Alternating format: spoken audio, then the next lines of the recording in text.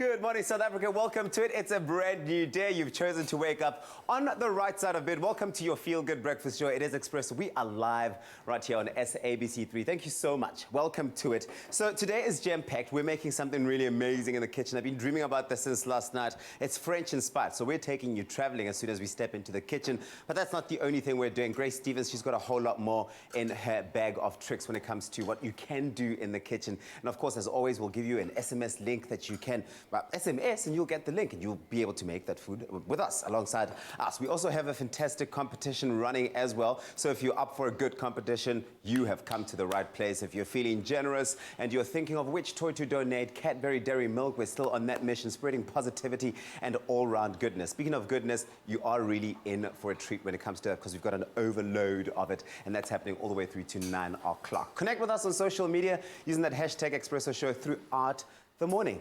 That's a lot to take in. I know. My name is Thabiso Makubela. Welcome. Princess, hi. Morning, Nono.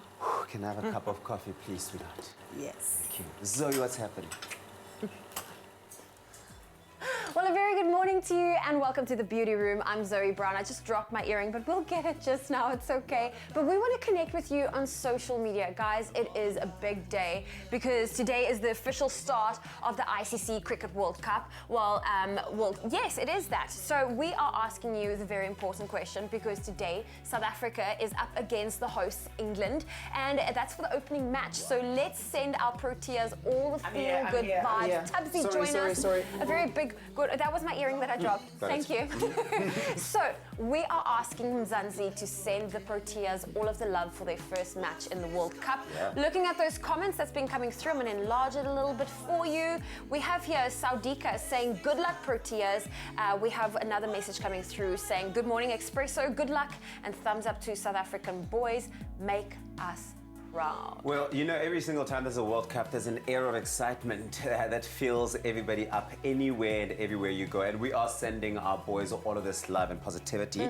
Speaking of that, we're going to just get you started to step into the day knowing exactly what to wear, because, you know, the days are getting trickier and trickier. You don't know if it's going to be cold or not so much. So let's give you a bit of a weather rundown. Starting out in Johannesburg, it's sunny today. Sunny conditions with little to no wind expected. Clear skies are expected throughout the entire day. Humidity will remain low and temperatures will peak midday and remain steady for the remainder of the day, which is beautiful. And off to Durban, South Africa's playground. Mainly sunny conditions with pleasantly warm temperatures. And as the evening approaches, cloud cover will increase. Little to no wind expected for the duration of the day. And off to Port Elizabeth, partly sunny conditions with a light northeasterly breeze. Cloud cover will increase towards the evening as humidity decreases and temperatures will rapidly increase towards the afternoon. Cape Town, Mother City. Intervals of cloud and sunshine with a light westerly breeze. Towards the evening, cloud cover will increase here in Cape Town and humidity will decrease, but it's a warm sunset still to be expected. And that is what your day looks like in those parts of the country. So make sure that when you do go out there, you're dressed appropriately. Well, speaking of dressed appropriately, I was listening to what you had to say on the weather. Of course, we love doing the wardrobe polls on your Feel Good Breakfast Show. And I need your help. I need your help because I was listening to what you said for Cape Town. I have the two options. Now, keep in mind, I will be in studio today. So I am not going to lie. I'm favoring this one. I know we're not supposed to. It's up to you at home to vote. But this one is beautiful. It matches the shirt. So yes, I'm going orange on orange. Well, burnt orange on burnt orange. But this is a nice, softer one for indoors. This, for me, I would love to wear this heading out, being outside. Totally. You know, braving the colder weather. It's not that cold in studio today. So yes, but you know what? It's not up to me. It's up to you. So why don't you head on over to the Expresso Facebook page. We've popped a picture up for you to cast your vote. Would you like me to wear the orange jacket, the burnt orange one, or the beige coat? Well, I must be honest. I mean, both are really nice jackets, right? Even though you do have a preference for this one. This one is great because it really does work with this look. It's very youthful, but it's also keeping you warm. Both work with the looks. But you're right about this one, is that if it was snowing outside, and there were winds just coming at you and they call, this You would will be perfect protected. for it. You're going nowhere. But please, yes, do let us know on social media. Maybe you think differently about it. Maybe she must brave the heat in the studio and just wear this one. Who knows? Let us know on Facebook using that hashtag Expresso Show. Oh, okay. Well, do cast your vote before I pop on my jacket to complete my look. But yeah. Yeah, Kat, what's happening over that side?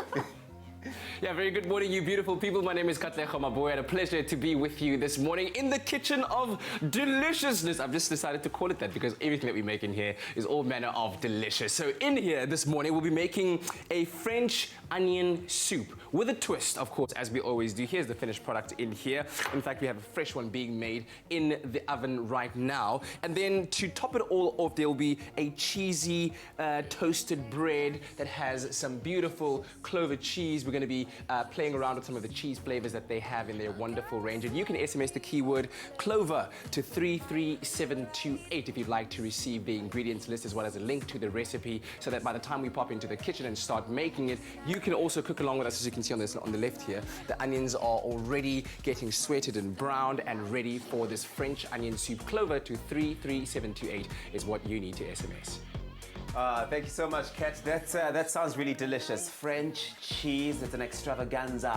Of course, you can get in on all of that action by SMSing the keyword, which is Be Well to 33728, as well as Clover to 33728. We'll send you an SMS with the link to the recipe. Well, are we going to do some entertainment news? Because I saw the Yes. funniest thing on Twitter. Was it yesterday? And the day before, wasn't The it? day before Yeah. with Maps. Yes. Maps Mapunyane. Yeah. Come in, Kombana. Morning. Also, I want to know what's going on. Get Morning, involved, everyone. get Morning. involved. How's it? What's happening? Well, Maps has some really good news. Oh, wow, lovely. Well, you know what? It was really, really cool.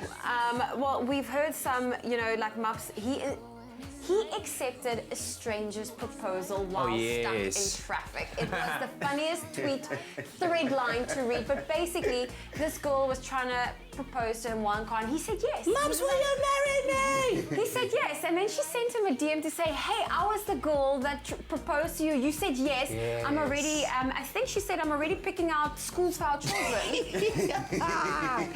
Talk Oh, about good line taking of the humor. opportunity. Eh? Oh, it was so man. sweet. And then everyone chimed in like, can I be a bridesmaid? Listen, we'll sort you out here. So Black Coffee says he's going to pay Planned for there. them. Yes. Somebody even said, hey, I witnessed this. Yeah. So Oh, actually, wow. yeah, there was a guy at the traffic light Yeah. who was there while everything was happening. So I wonder whether this marriage proposal and thus the acceptance is legally binding because there was a witness. Well, there was a witness, and now they've gone and announced it and made it quite public with people offering Mopsy. catering I services. love this Mopsy. story. It's a beautiful story. Well, that's just talking about shoot your shot to the next level. That is That's it right there. That's So Well, how you need about- to say yes more to those marriage proposals on the Listen, side of the I'm gonna road. go do news, Tubbsy. Okay, This is my well, cue to go. just think about it. It's happening. This is the time. I can't believe you just encouraged Zoe to start accepting all yes, those proposals. yes, Just yes, I'll More marry yes, all less of you. no's out there. Yeah, Oh, but man. so in the latest entertainment news, I also heard that Ubonang has been quite busy, but we'll talk about that later I on. mean, there's always something happening where the queen bee is involved. But listen, we do have a quote for today. Do you want to hear it? Of course, Are you I excited always about it? need the quote to just to get me started. Well, you're going to be excited about this one because it's from Meryl Streep. Oh, You love her. The evergreen. You love Meryl Streep. I Streep. do love Yeah, me some Meryl, she especially when she's is- making croissants. Oh, okay. Well, Well, okay. Princess makes those too, but I mean, She I've does, never she heard does. you. Yeah, anyway. She's considered by many to be one of the greatest living actresses of our time. She's been nominated for the Academy Award 21 times, has won it 3 times, which just doesn't make sense. But she has the highest record of nominations by any actor in history, and her career pans over 5 decades. That's incredible. Big, long running career. And the quote is, "The formula of happiness and success is just being actually yourself in the most vivid possible way you can." Just being yourself in the most vivid possible way that you can. That is the formula. That is the for formula for and happiness success. and success. Wonderful words to start a Thursday with. Ponder on those a little bit yeah. while you make your first cup of coffee, while we churn up the machines, Yeah. roll the tapes, Yeah. and start the You're show. craving croissants, huh? I really am. Maybe let's go then. Says Princess, please. Let's get the show going. I step into the day with the dawn ringing in my ears. Oh, I tune into my TV show. No better way, I gotta get myself into gear.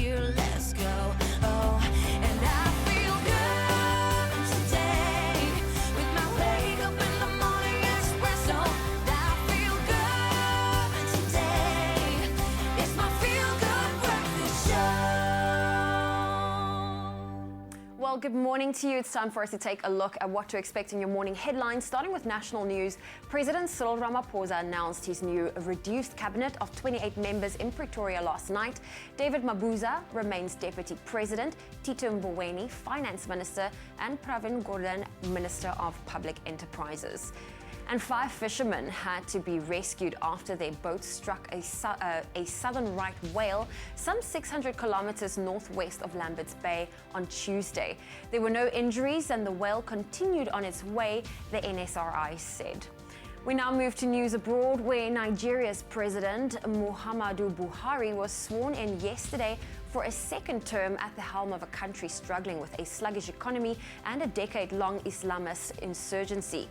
The 76-year-old former military leader made no immediate comments.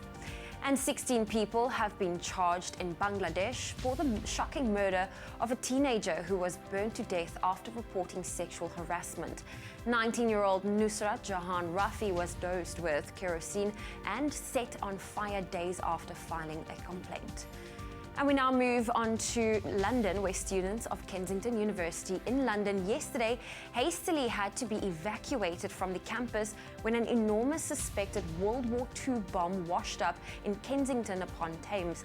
This after another unexploded World War II bomb was discovered in the vicinity a few days ago. Metropolitan Police officers were immediately called to inspect the device and defuse it, but all the excitement was in vain because further investigation revealed that it was not a bomb, but a giant glittery Christmas bauble. Officers posted a picture of the faded ornament and, that was mistaken for an explosive device on Twitter.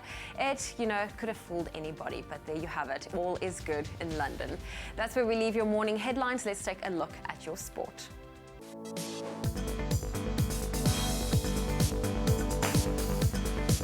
Well, contrary to popular belief, Zoe, all is not good in London because Belgian striker Eden Hazard scored a brace in the All-English UEFA Europa League final that saw Chelsea beat Arsenal 4-1 at the Olympic Stadium in Baku last night. Hade Gunners, hade. In athletics news, double Olympic champion Caster Semenya, who lost her landmark case against the IAAF after challenging their proposal to restrict testosterone levels in female runners, has now lodged an appeal to the Swiss Supreme Court to challenge their decision. And finally, Roger Federer breezed into the third round of the French Open for the 15th time when he beat German Oscar Otte, while the king of clay, Rafael Nadal, made light work of another German, Yannick Madden, to advance to the next stage. And that's a quick roundup of the major sporting headlines. We'll have fuller stories for you at the top of the hour. Right now, let's take a look at what the weather's doing in your part of the country.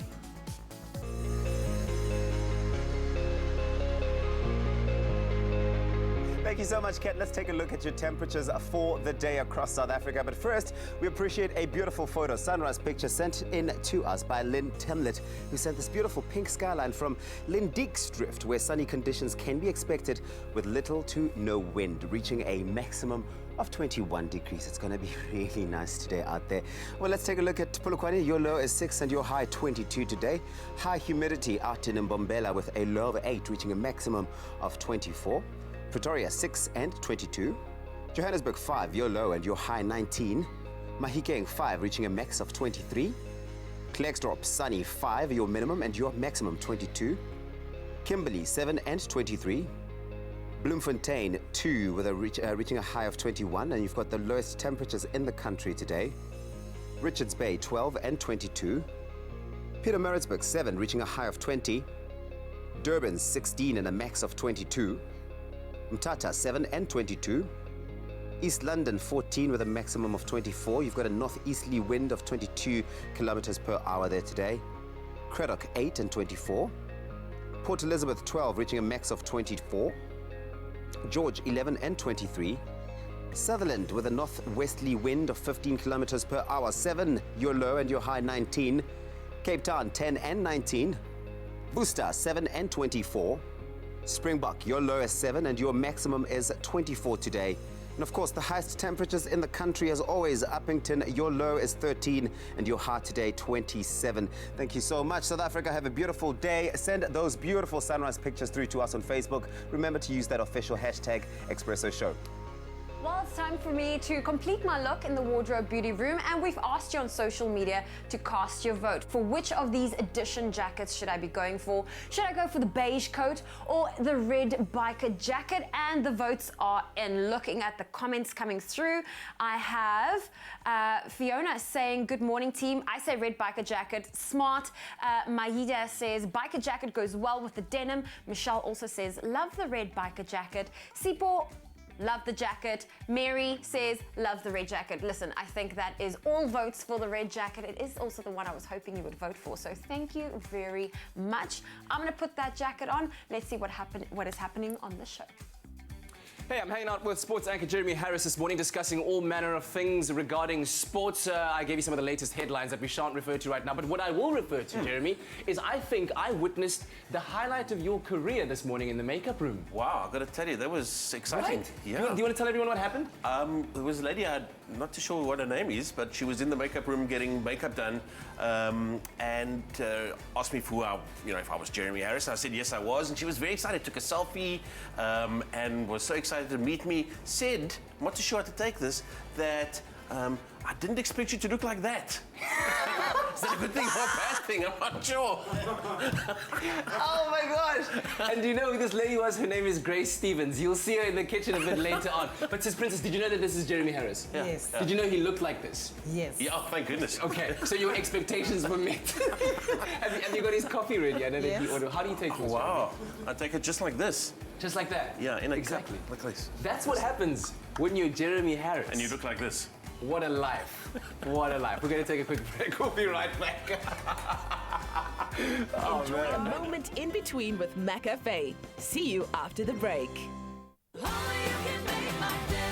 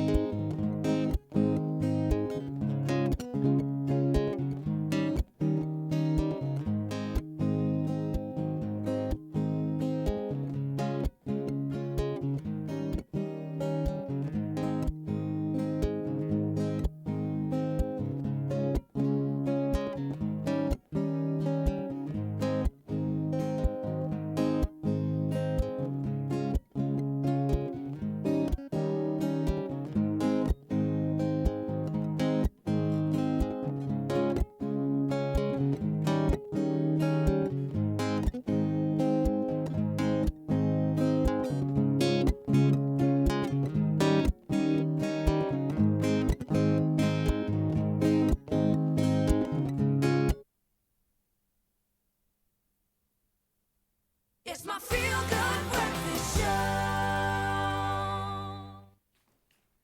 Welcome back. This is your Feel Good Breakfast Show. It's a Thursday morning. We're live, large and in charge. And excitement is in the air because the 2019 ICC Cricket World Cup, of course, one of the most elite tournaments in the world, and promises sagas, drama, and lots of excitement. All of that action starts today when South Africa takes on the host nation, England, at the Oval. And to give us his predictions and thoughts on this very exciting clash, please welcome sports anchor, Jeremy Harris. Come on.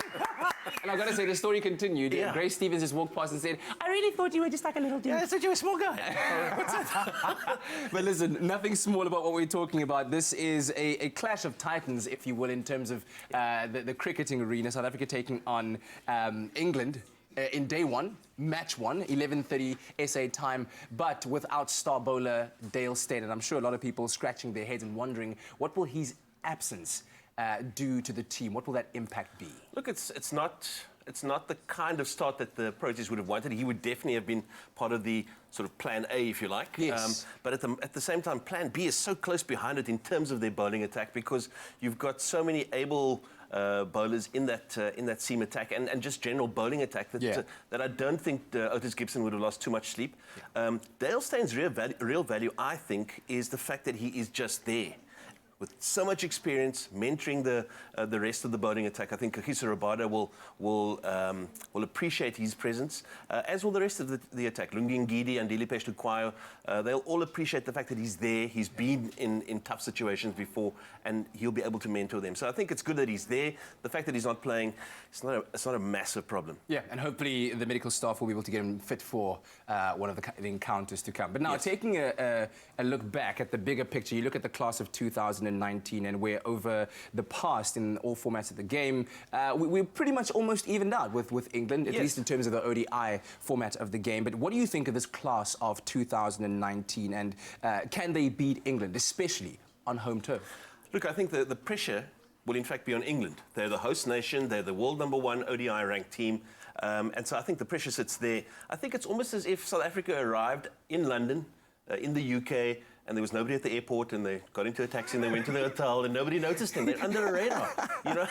And I think that suits us really nicely. You kind of want that. Yeah, you really do don't want any that. pressure at all. So I think it's going to work nicely for Faf and the boys. Can they win it? Definitely they can. Yeah. Are they favourites? Probably not, but so be it. You know, you almost don't want to be a favourite, and sort of quietly work your way through the teams that you face. Yeah, and as you can imagine, each player probably has their own milestones, their own targets that they'd like to achieve. Who do you think are some of those key players for the Proteas squad? Look, I really, in terms of the bowling attack, I really like Imran Tahir. I think that, you know, unlike all of the other maybe more expected bowlers to step up and become a strike bowler, Imran Tahir is that dark horse in terms of coming through with wickets, regularly breaking partnerships, that sort of thing.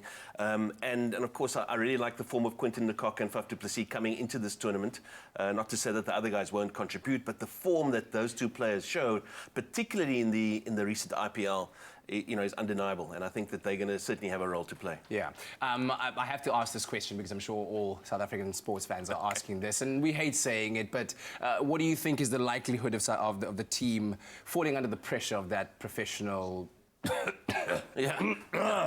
mentality? I can't even bring myself to say it, but you know what I think we must never say that. Just don't. We must never talk about that condition of coughing again, because I think that, you know, they've shown it. They've shown once that there was a bit of fluster, but I think particularly because they are so, you know, well prepared and, as I said, under the radar, and they seem to be a happy, relaxed bunch. So I think that they're going to go into this particular tournament, this particular game even, with a pretty.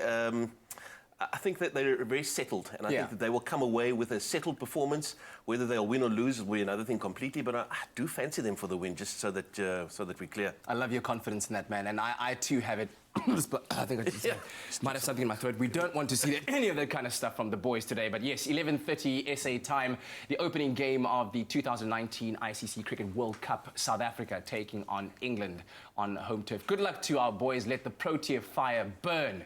And of course, we'll bring you those results tomorrow. Jeremy, thank you very much. Grace is she's flabbergasted at you. I can't believe it. She's Unbelievable. Yeah.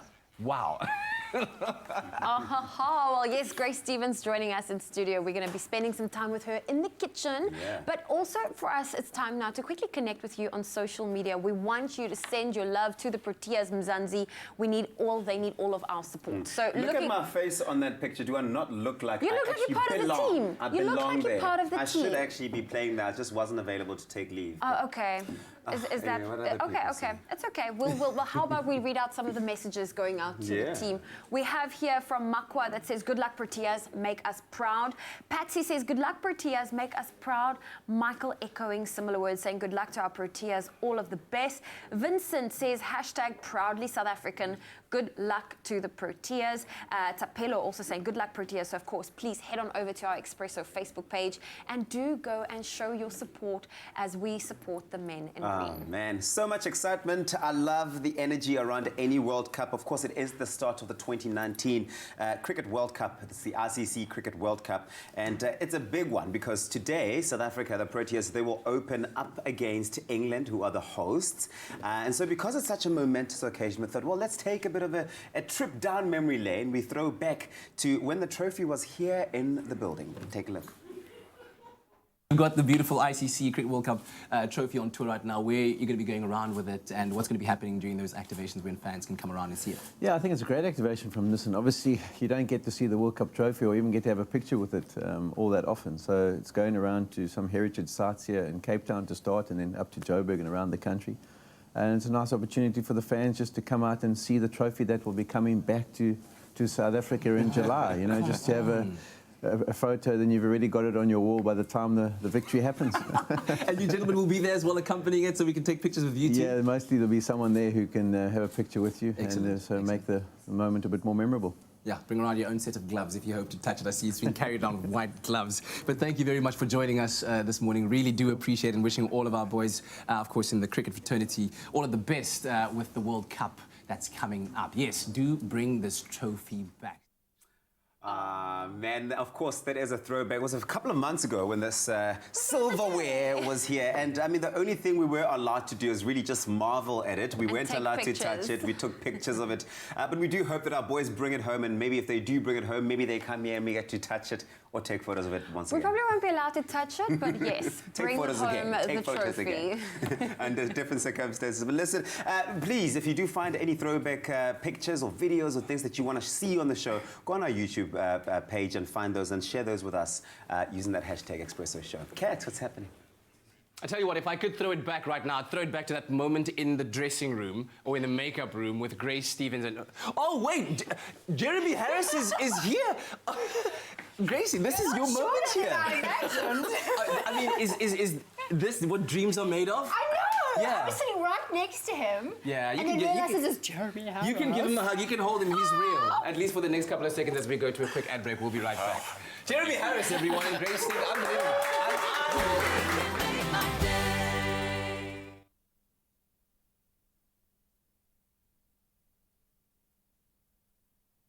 I would walk 500 miles and I would walk 500 more just to be the one who walked 1,000 miles to fall down at your door.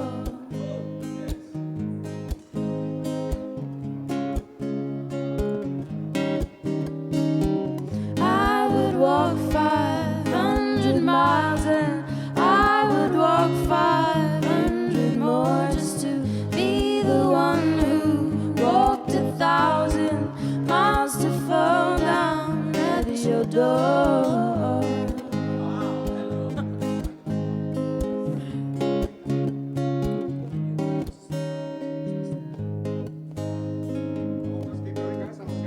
When I wake up, yeah, I know I'm gonna be the one who wakes up next to you.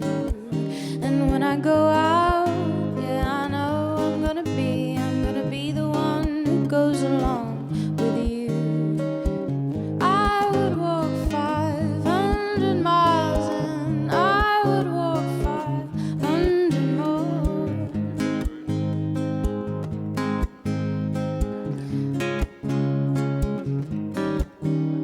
When I'm working, well, I know I'm gonna gonna be. I'm gonna be the one who's working hard for.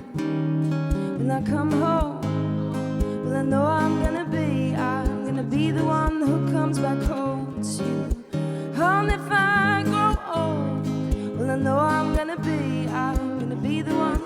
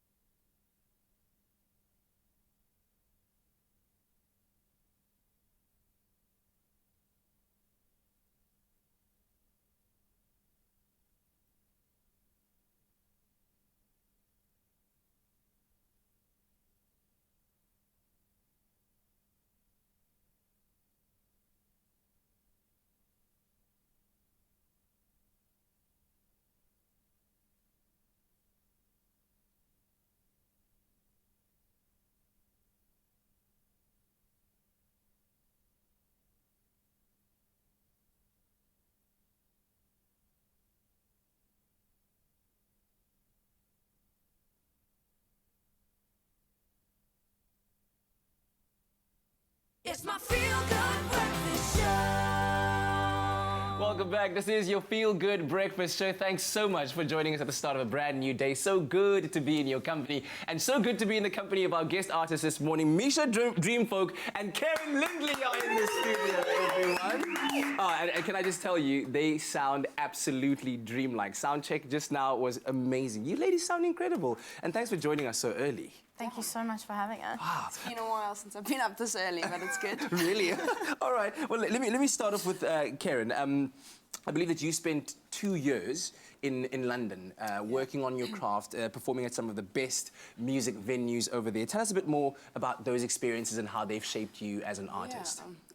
So there was a mix of experiences. Some venues were really a pleasure to be at, and you really felt valued and appreciated as an artist. And there were other venues that, not so much, where like bartenders were watching YouTube videos that were louder than my microphone. And So it's a tough scene to crack it is. There's a lot happening and so much competition, and everyone's so hungry for something. So it's very saturated, but there's also so much happening and so much to be a part of, which is really exciting as well. Absolutely. I remember walking some of the streets and street performers that just really sounded absolutely amazing at every turn and every corner there. And on your part, Misha, you've reached quite a level of success yourself. I mean, on YouTube, you've got a video of you performing a cover that has over 1.9 million views. And that's incredible. How did that come about? What were you doing? Wow, that was actually such an incredible experience. There's a French producer by the name of Joachim Pasta, and he created this very lush, atmospheric electronic cover of the song Fever by Peggy Lee. I'm sure you know the one. Of course. And then he reached out to me and asked me to record the vocals for it. And then it just did really well, and we've had a lot of people listening to it. I think really well is an understatement. 1.9 million listens is a lot. It's crazy. That's amazing. And so how did the two of you then decide to team up and to bring us what we're about to hear today? It's a good question. Misha stalked me on Instagram for a while. That's probably, basically, that's the truth. No, but just through kind of mutual contacts, and you kind of figure out who's in the industry and who's in the scene here, and it's important to connect and collaborate. So, And so you'll be collaborating at the Raptor Room. Yes. You'll be performing there. Give us details, give us a little glimpse of what we can expect. Cool. Well, next Thursday is First Thursdays, as you know, in Cape Town, and the streets will be alive with activity. And some of that activity will be us making music at the Raptor Room in Roland Street. We do something quite special. We both sit on the stage the whole time and sort of alternate performing songs. Yes. And then we do a couple together in between as well. Oh, man, and I can tell you that what I heard earlier on is absolutely nothing short of magical. You are going to enjoy it. And don't miss out on those live performances from Misha Dreamfolk and Karen Lindley on your Feel Good Breakfast Show.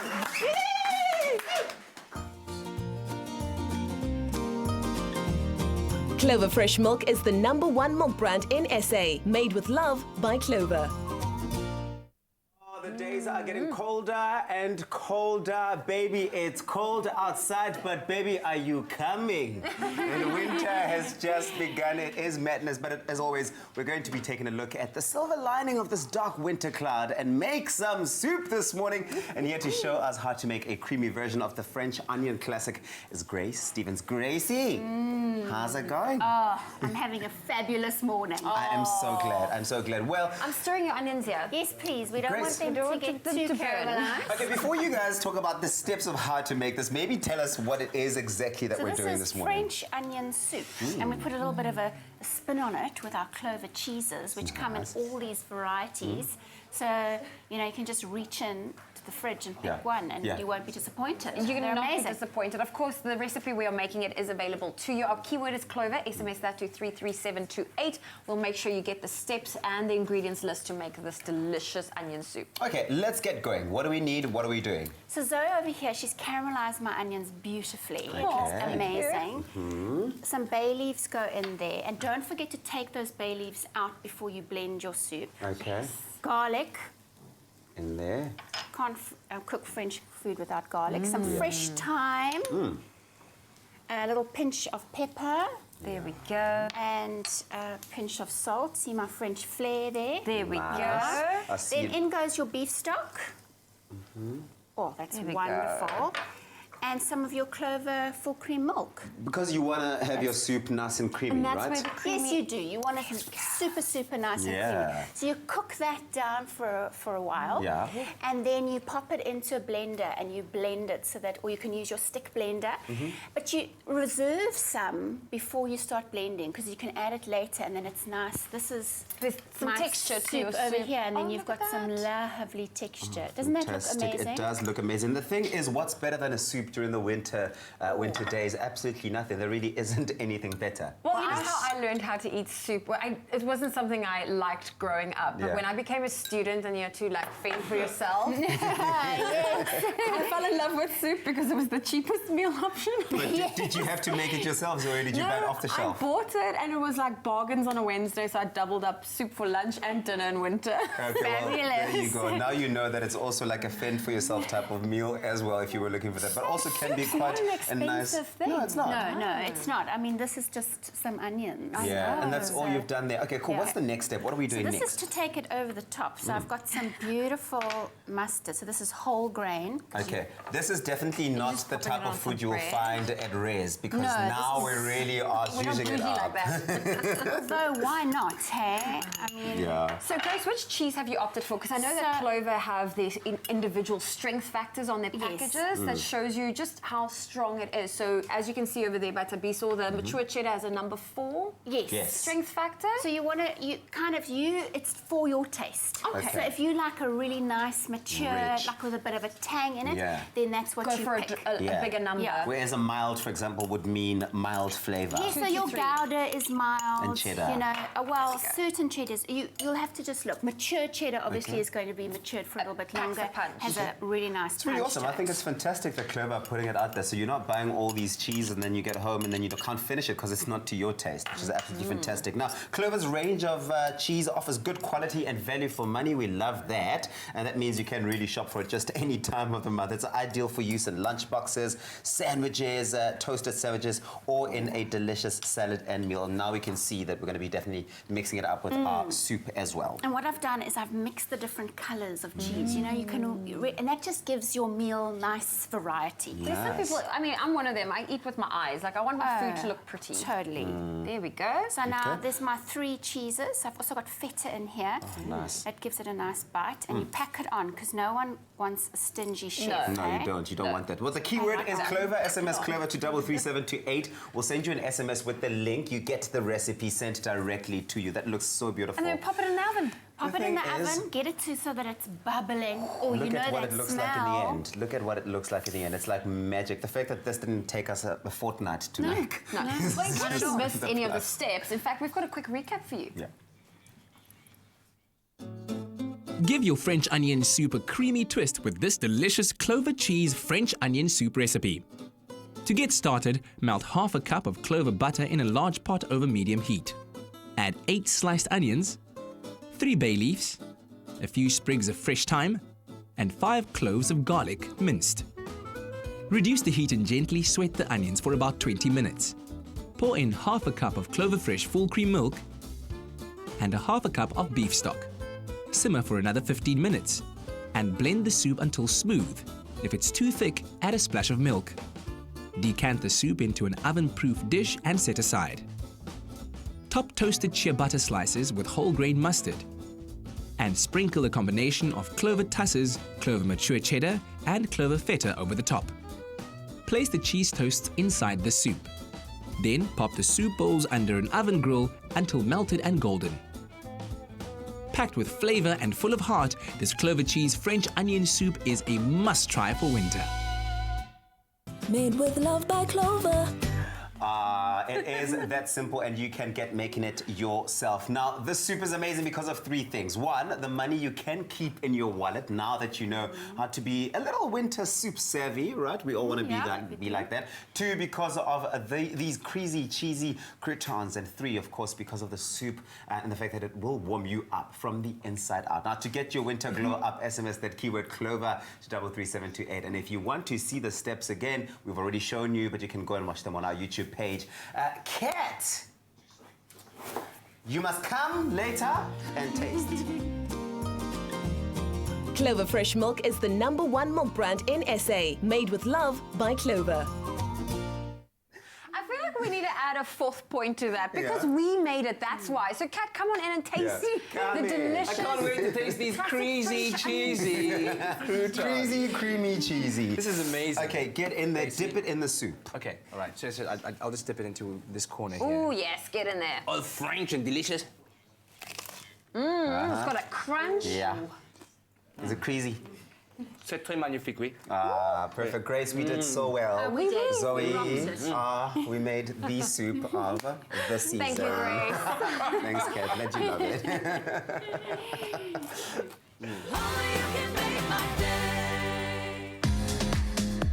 It's an add to cart kind of day. Win your share of 1 million rand with Manhattan iced tea. Buy any Manhattan 500ml or 1.5 litre promotional pack, redeem your code under the label and earn your virtual Manhattan dollars.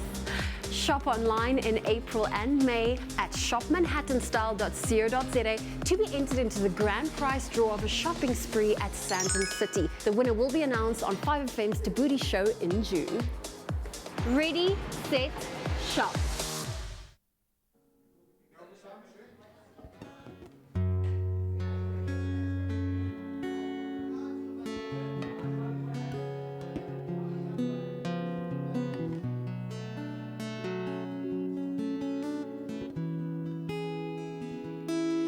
Tell me tales of where you've been and what you know.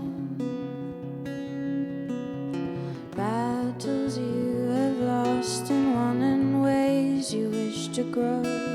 And it's the 5th idea that gets me every time.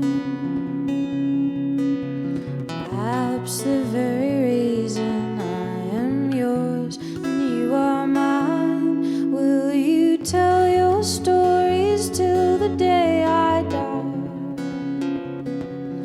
May the vibrant youth within us hold on tight while we're alive, and may we never forget all the things we tried. The magic in the chaos and the gold within the dry.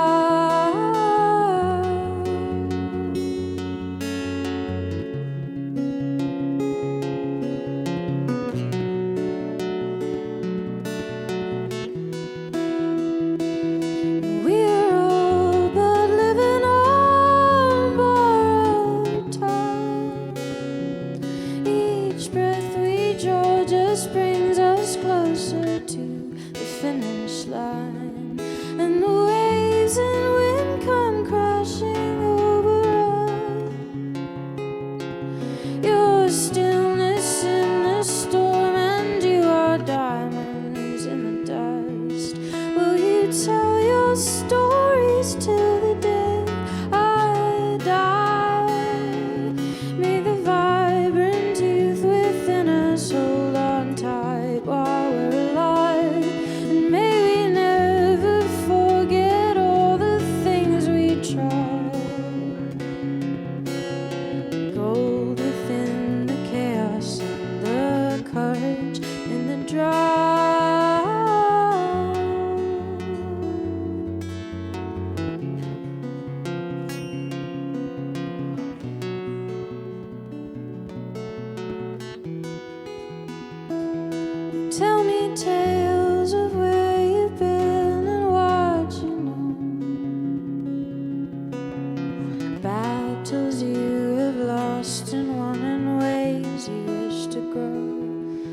It's the fifth idea that gets me.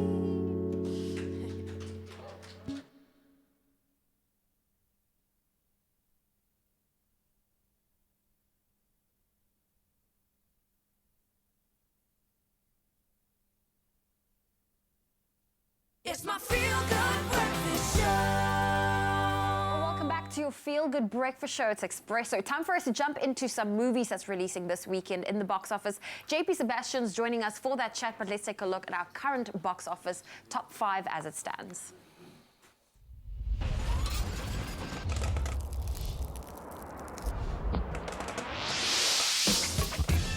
He can show us the world, but will we wish Aladdin hadn't? Here's last week's box office top 5.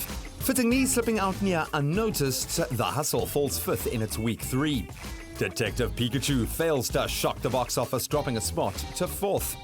Thanos stirs scarcity fears. We just gave one movie 40 billion rand in a month. Avengers Endgame is 3rd. It wasn't just a puppy, and it's not just popcorn. John Wick 3 is a must-see what action's meant to be in 2nd. And a 30-year-old animated masterpiece gets a live-action makeover. Aladdin opens 1st. I'm surprised to see Aladdin. Really? Number 1. When you even did the voice, you went, Aladdin number 1? I can't do the falsetto, but yeah. Why? Why are you surprised?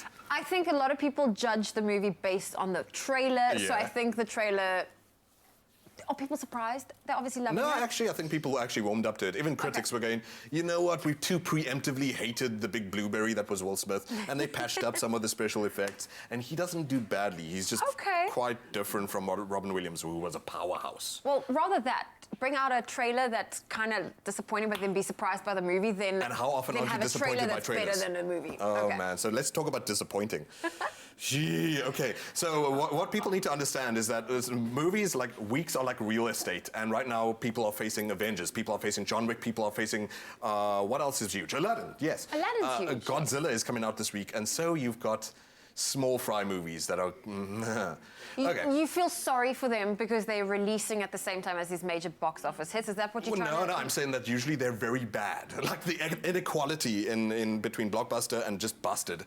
Look, to be fair, JP's not seen these, but let's give you a preview. Okay. So, Till Death Do Us Part. Let's take a look at Till Death Do Us Part. This is starring... Hey, I like Taye Diggs. I wish Taye Diggs would get more roles in movies. I remember... Remember when he... I'm missing from Private Practice. Private Practice, for me, it's Equilibrium. Seeing him like with a katana, getting his face cut off. That's really cool. Yeah, that's dark, sorry. Okay, so I saw the trailer for this one. It started off all dreamy, romantic, and then I became disappointed because it was like not going the direction I thought it would. Psycho kind of thing. So it's home. Quick. Wow, is it that close to home for you? I know that being famous, you do get psychos, and I wish you wouldn't. I wish you wouldn't, people. But so the story is that the young lady is in a marriage which she thinks is dreamlike, which she thinks is, you know, everything that she would have hoped that it would have been until she starts saying, look, what's our future? Do we have some kids on the way? And all this kind of thing. And the husband ends up being super controlling, super manipulative, emotional baggage, labor, all that kind of stuff. And so she breaks free, as she should. Then she finds Taye Diggs, and who wouldn't want to find Taye Diggs? I want to find him in more movies, for goodness sake. And lo and behold, the husband who was... dangerous at the beginning of the movie ends up coming back into the frame, and like you said, you saw some shots of him. The movie's name is Till Death Do Us Part. They never divorced. and who knows? Maybe he like separates people by their limbs. Okay, That's so why you have an idea. Part. It's not all dreamy and sunshine and roses in that some movie. people like they can forgive like watching a soap opera on big screen. That's not for me necessarily. But okay. Well, let's move on to something kid-friendly. Big Trip. Maybe in 3D. Too kid-friendly. Like, who has power in your household? Are you in a hostage situation with your kid? Well, I love animations. I love kids' movies. Most of the 10s that I've given on Expresso are for beautiful animations, and I'm afraid this will be one for, say, the 3-year-olds who have you by the throat or the ankle. I don't know, because the animation does not look ideal. But how's the storyline? The storyline, you've got the writer at least of Madagascar, who's behind it. So if you like that and you like seeing animals just be zany and have to, in this story, deliver a baby, but the stork is a goofus, he's a doof. Man, whatever, you get what I'm saying. Totally stuffs up the delivery, and these animals have to try and help this panda find its way back to mom and dad. But no, you cannot animate your creatures to look like they're all wearing roller skates. Put more detail into the motion than that. I think we are being spoiled by live animation and the quality of work already out there, and then you come out with a normal movie. I'm calling it normal, and that's then you're very disappointed. But look, if you still if you know that you've got long to wait for the Lion King, maybe this one will take the edge off of your kids and their sugar high. Something fun for the family. If you've got little ones, do go and check out. It's called Big Trip. It's releasing this weekend in the box office. JP Sebastian, he's not going anywhere. We've got some movies to talk when he gets back. All right, well, there's some very, very exciting news in case you didn't know it. Now, in terms of sport, right, the thrill of the Premier League in motorsports is equivalent to Formula One racing. And that's coming to the Mother City this Sunday, the 2nd of June. In fact, if you didn't know, the Red Bull Cape Town circuit is bringing South African fans the chance to witness the thundering power of a Formula One car in all its glory. And it's taking place at the Grand Parade. And it's a free event that'll see tens of thousands of motoring enthusiasts experience Formula One legend David Coulthard putting this mechanical beast particularly through its paces. Oh man, now Formula One drivers, they do enjoy most of the limelight, but the pit crew members are also an integral part of the sport, we know that. And as the tires undergo a lot of friction during racing, it is vital for a driver to make a pit stop so as not to wear them out and put his life and car at risk. Now, there are 20 crew members, 12 of which are there just to change the tires, 3 people per wheel. It's a lot of people. How many guys does it take to change a wheel? 3. The quickest pit stop ever recorded was just 1.92 seconds. Let that small amount of time make you realize just how vital the pit crew is. It takes a lot of work, and that's just what it is. It truly is a phenomenal thing to watch, and not just for the Formula One enthusiasts, but for anybody who can, I guess, appreciate teamwork at its epitome. Now, Red Bull and Expresso are very excited that we are giving one lucky viewer the opportunity to win the experience of a lifetime. Now, if you simply SMS the keyword WIN along with your name and city to 33728, you'll be entered into a random draw to win a set of double Friends of Red Bull tickets, which includes dedicated parking at the venue, complimentary drinks and food, the best spot from which to catch all of the action with a view of the pit area as well, and a chance to walk the track before the event starts, all to the value of 1,950 Rand. These are VIP levels, and the competition will close at 9 o'clock this Friday morning, or Friday, 9 o'clock in the morning. That's the 31st of May, and entries are limited only to residents of Cape Town. So please do send those SMSs through. They cost R1.50, and one free SMS that is free doesn't apply. Free SMSs basically don't apply. Basically, it only works on T's, you can find them on expressoshow.com. Thank you so much for that. That's what teamwork is about, just like in Formula One. You know, like those guys changing the tires. Exactly. How many guys does it take to tell you that free SMSs do not apply? 2. Let's take a break. We'll see you after this.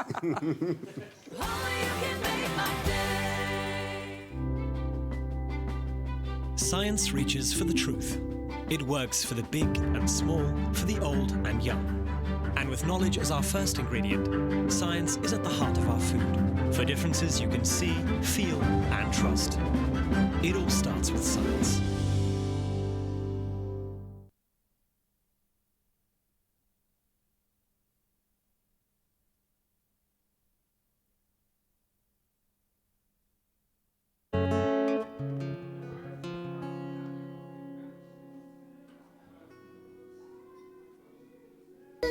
Today, when we wake up in the morning with espresso, we feel good. Today,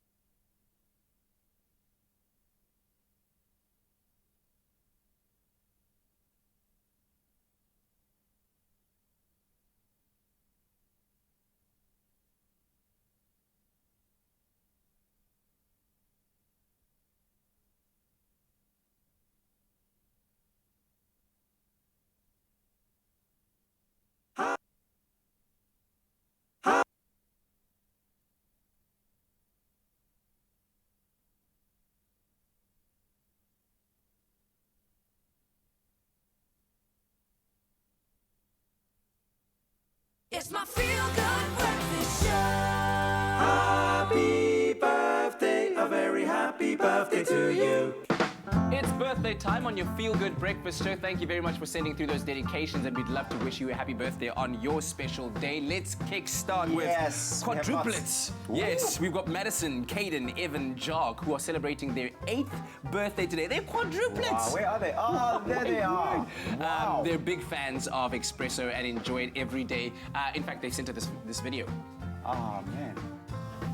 We feel good today. When we wake up in the morning with Expresso, we feel good today. I love it. What a remix. Man. We feel good today. And you should feel good. It is your birthday. But listen, you don't even need to look far for a choir. If the parents were looking to establish a choir, you've got it all in their house. My word. That is amazing. Happy birthday, to you guys. Thanks for the love. Ramiz Dinath will also be shaking it off into his 3rd birthday. Nothing makes him happier. No. Oh, just him. family. His 3rd birthday. And they say here, actually, no, I'm so sorry. I skipped one. This is Mikhail Joseph Cupido, who turns 5 years old today. And his family love this little, they say they love this little rascal so much. Can we get a video of Mikhail? He seems like a lot of fun. Is it Dada's birthday? No. Is it Mama's birthday? No. Is it Nicholas' birthday? No. Is it Mikhail's birthday?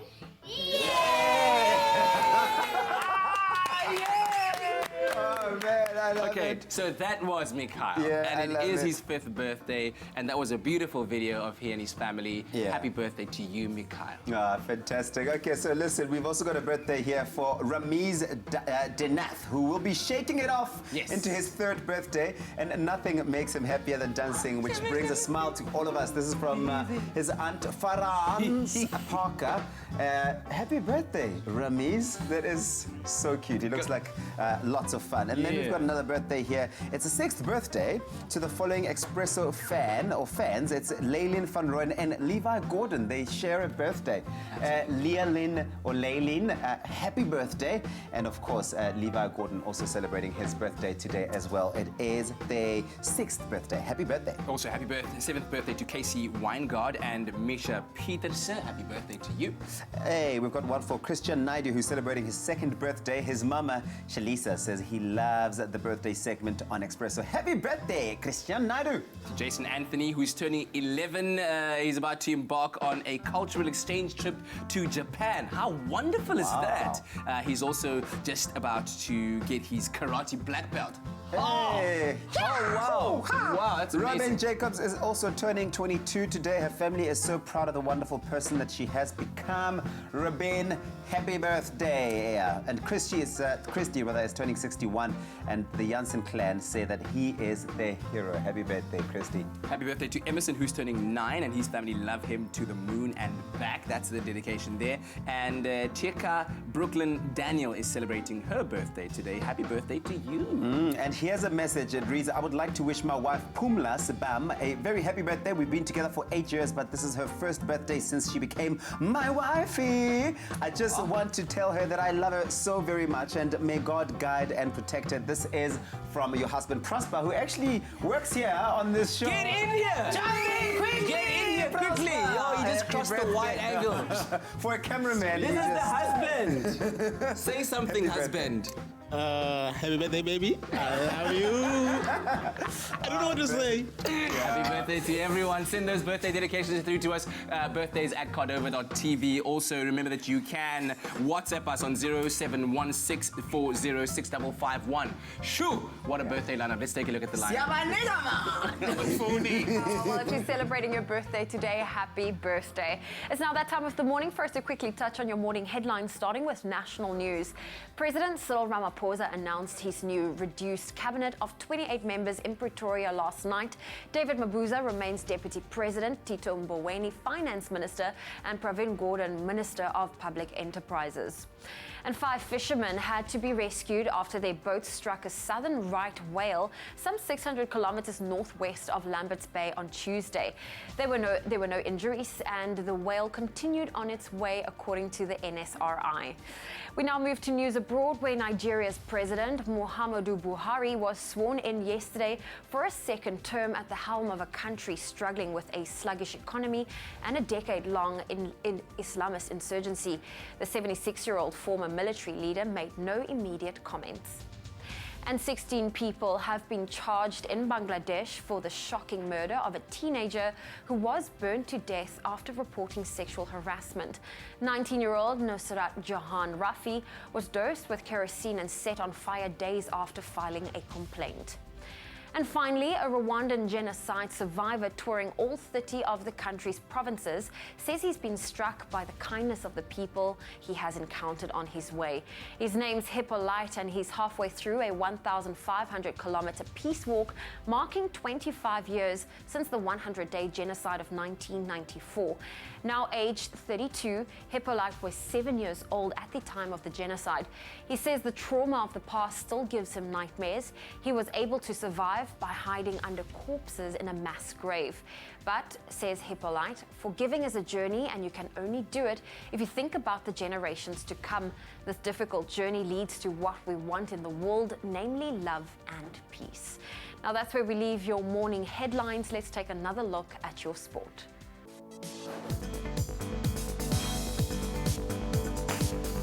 Sports headlines at the top of the hour. Belgian striker Eden Hazard scored a brace in the All-English Europa League final that saw Chelsea beat Arsenal 4-1 at the Olympic Stadium in Baku last night.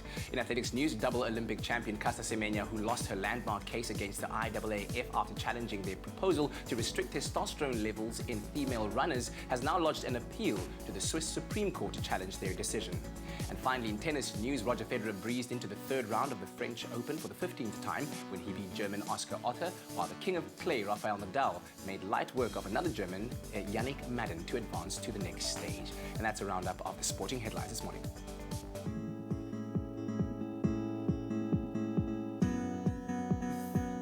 Thank you so much, Kat. Let's take a first look at your roads this morning. We start off in Gauteng, out in Linwood. On the N1 southbound, there has been a stationary vehicle. It's been there, and that's after the Proof Plus interchange. The emergency lane is blocked as a result, so please do keep a lookout for that. And if you are in Bedfordview, still in Gauteng, there has been an accident on the R24 westbound. That's before the merge with the N12.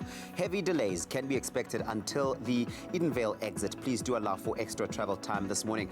And off to the train lines, all Monte Vista trains are cancelled, and this is due to the unavailability of platforms at Cape Town Station. Commuters are advised to use the Northern Line trains, and they are rerouted to operate via Monte Vista. That's where we leave it for now. The next report will be in about half an hour.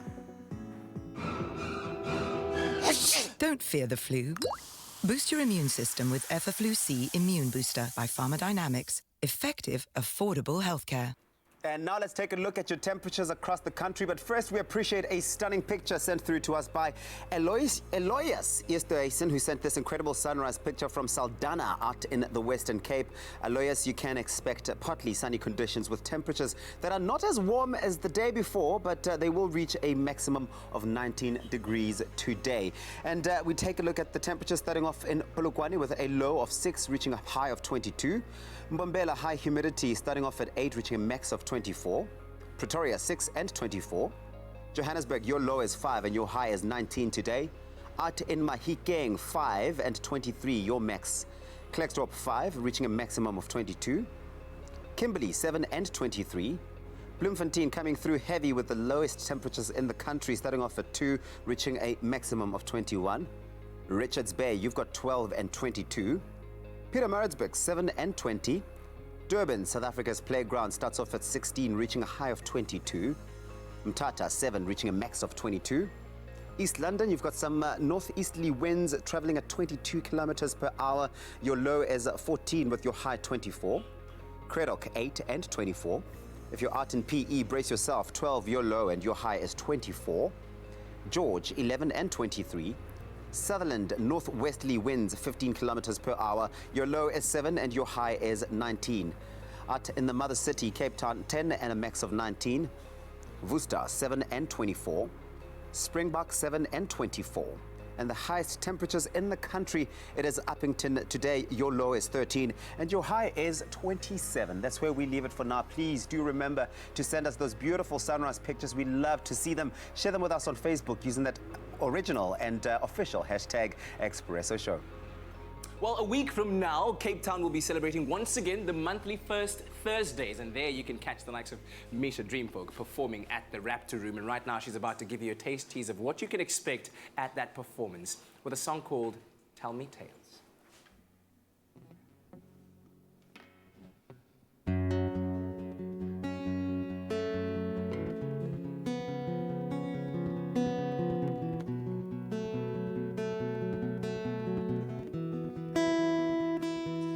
Tell me tales of where you've been and what you know.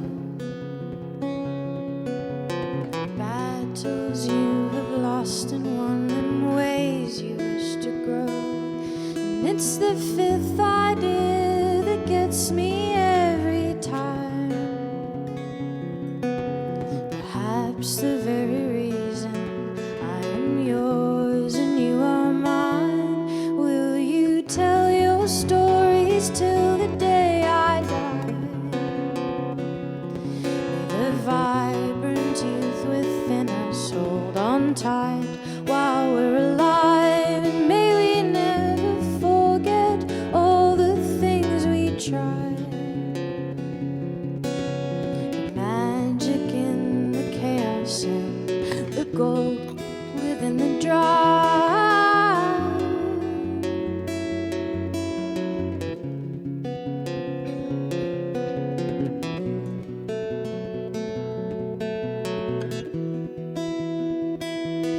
We are all but living on borrowed time. Each breath we draw just brings us closer to the finish line. And the waves and wind come crashing over us. Your stillness in the storm, and you are diamonds in the dust. Will you tell your stories till the day I die? May the vibrant youth within us hold on tight while we're alive, and may we never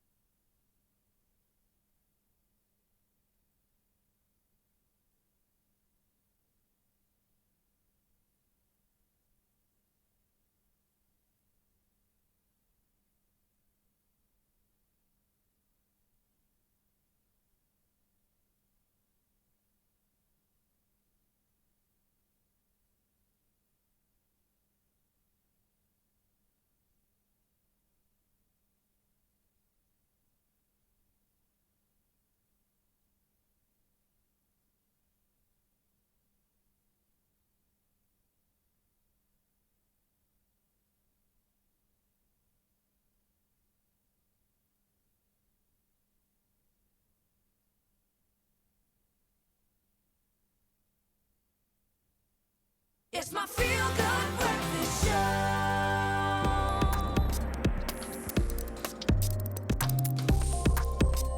Welcome back. This is your Feel Good Breakfast Show. We're live, large and in charge on this Thursday morning. Some very exciting news emanating from the world of technology, and we're delighted to update you on some of the latest stories. That's right, and it seems like Microsoft, they're hinting at a new operating system. Now, for those who use Microsoft software on your laptop, if you power your laptop on, it always is very frustrating to see that blue screen that says it's updating, and somehow it always chooses the wrong time to do that.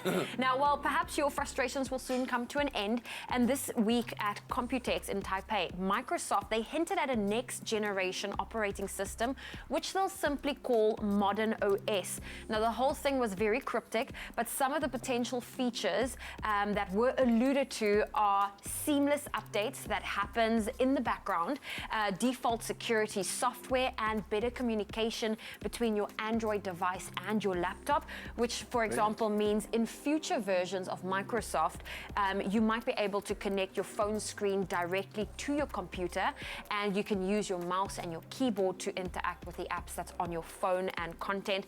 No release date has been confirmed yet, but I think it's very exciting that software is upgrading. Absolutely. Yes. Modern OS. Yeah, and so is hardware in many ways as well. Now, if you're a computer user, CPUs, I mean, if you're that deeply involved, central processing units, and Intel, obviously the biggest chip producer on the planet. In fact, more than likely in our lifetime, they're the biggest. You have used a computer that has a Pentium processor produced by them. So here's the news that this week they unveiled a prototype next generation laptop that'll get gamers out there absolutely drooling. This is what it looks like, and it's called the Honeycomb Glacier, and it features a secondary screen that you can see at the bottom that sits just below the main screen. And so if you know the gaming world, many gamers like to live stream and then keep abreast of the game as well as the stream as well, what people are communicating to them. So this will make it possible for them to actually do that, to be able to have that dual aspect of gaming involved. And obviously this will be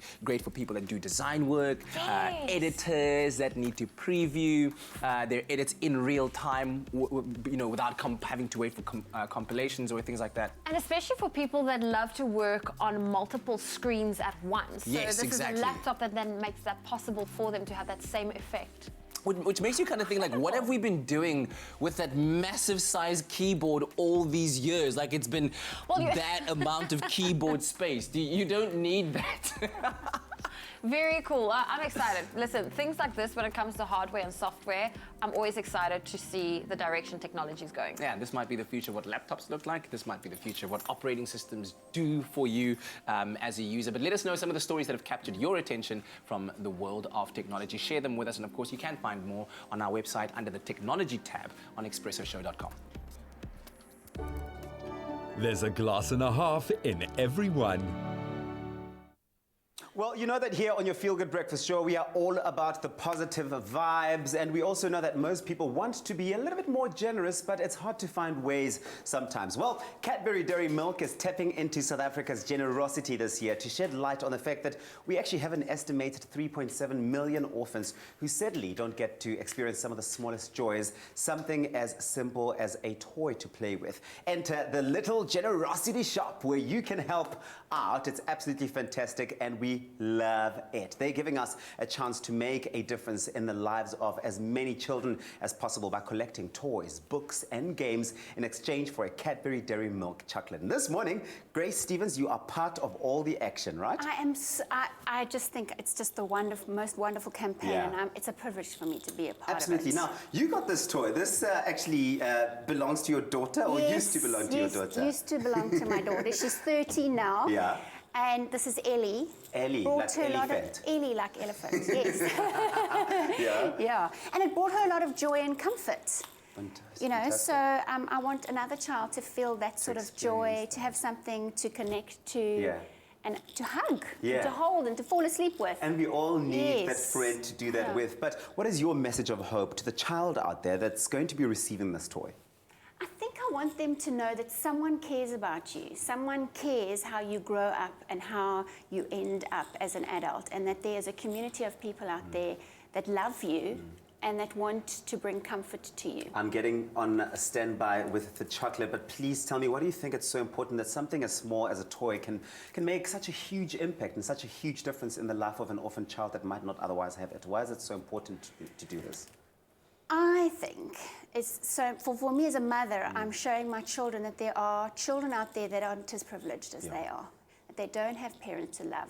But this is a symbol of hope. Yes. This is someone out there knows that you matter. Yes. Someone out there wants you to grow up loved and cared for. Say no more. Say no more. Let's give this toy to a child. And there off it goes. Grace Stevens, for all your generosity this morning, here is a dairy milk fruit and nut chocolate for you. Thank you so much for being a part of this and spreading the joy and positivity. Love you. And love your work. Cadbury's. Fantastic. Now, Cadbury Dairy Milk is bringing the Little Generosity Shop to Johannesburg, Durban, and Cape Town. So join them in spreading the generosity and donate a toy, or visit www.cadburyglassandahaf.co.za for more information. Also, you can follow them on Facebook at Cadbury Dairy Milk SA or at Cadbury_SA on Twitter and Instagram with the hashtags #glassandahaf and hashtag the Little Generosity Shop to keep up to date with how and where you can donate your pre-loved toys. It's very simple and it is just such a feel-good thing to do. There's a glass and a half in everyone. Hey, in case you didn't know it, we have a new cabinet, guys. A new Minister of Higher Education, Science and Technology, yes, and our own Minister of Science Exploration. Dan is here to tell us about the latest news from out there in our Final Frontier segment. And you're genuinely excited about what you're about to tell us after the break, right? Yeah, absolutely. Like, if you had to depict it in terms of, like, your face? Is that good enough? Go again? Good. Let's take that into the ad break. We'll see you just now. Have you ever wanted to be a brand ambassador? To be the face of South Africa's favorite skincare brand? Well, now you can. Last year, I had the honor to be selected as the new face of Ponds. And if you think you have what it takes, simply enter by purchasing any Ponds product and visiting faceofponds.co.za to upload your photo, your bio, and the last 4 digits of your product's unique barcode. I am the face of Ponds. Are you?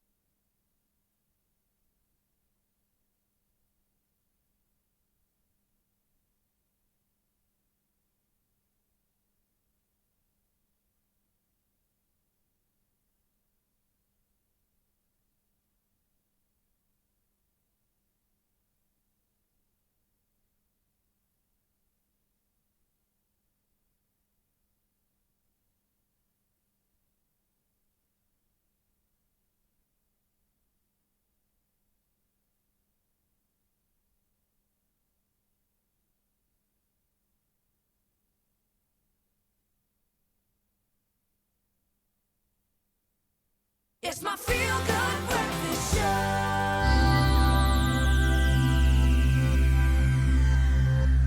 Welcome back. This is your Feel Good Breakfast Show, and so good to be in your company at the start of a brand new day. Now, of course, we love it when South Africa contributes towards the furthering of science. And yesterday, research was published detailing the discovery of a new exoplanet, and a telescope located in Sutherland played quite a pivotal role in this. And it's been nicknamed the Forbidden Planet. And here to explain why is Outreach astronomer Dr. Daniel Kahnemer. Always great to have you here with you, my friend. Always great to be here. Let's talk about this forbidden planet. Firstly, it's got a very, very cryptic and exciting name. Exactly why is it called that, and where is it? Yeah, so it's around another star, so it's not around our sun. And it's very, very close to its host star, which is why it's called this forbidden planet. It's almost the size of Neptune with a lot of gas, like a big gas atmosphere. Yeah. But yet it's orbiting its star in just 1.3 days. So very, very, very, very close to its star, very, very hot. And the reason it's forbidden, that's not a real photo, this is an artist's impression, is because we don't expect a planet like that to be able to hold on to its gas. And why is that? Close to it. Well, because the solar pressure from the star should strip a planet of its gas. Like Mercury, Venus, they don't have big atmospheres. Yes. Mercury's got no atmosphere at all. It's been completely stripped by the sun. And that's what we expect to happen to this planet, yet it still is there. Yes. So in as far as we know, what are conditions like on this exoplanet? So from looking at the brightness of the star and how close this planet is, its temperature is going to be upwards of 1,000 degrees Celsius. So very, very hot. And then obviously orbiting very, very, very, very fast. And this big dense atmosphere like a Neptune gas giant. Yes. So not hospitable. Yeah. This is not something we're going to try and travel to. At least not by the likes of us, in any kind of suit that you'd be wearing. But of course, the exciting part of this news and this discovery is that this telescope in Sutherland played quite a pivotal role in this. So how did we play this important role in this discovery? Yeah, so so there's this NGTS, this new Next Generation Transient Survey Telescope sitting in Chile, which we saw a photo of before, and it's looking for little dips in light from stars all of the time. And then from that, other telescopes can follow up and say, well, you know, and this is our the 1 meter telescope up in Sutherland. It's called the 1 meter. It's called, yeah. So it's a very unattractive name. It is. So its mirror is 1 meter. So very, very descriptive. You know. Thanks, scientists. But yeah. So anyway, so we followed it up with this telescope, this particular star. Yes. To see whether there was a planet around it. And it turns out there was, and it was not predicted. As I said, it's like forbidden. It should never have been there. And yet we found it. Oh, man. That's amazing. So we do have some of the latest technology here in South Africa that is involved at the forefront of space exploration. Absolutely, yeah. Wonderful news, man. Thanks for bringing it to us, Dan. Much appreciated. So that is the latest from the final frontier. Let us know which stories have captured your imagination. Share them with us on our social media platforms. And as always, of course, use #Expresso Show. Well, we're with JP Sebastian. We are back. And in case you missed what the current box office top 5 looks like, here's a recap for you.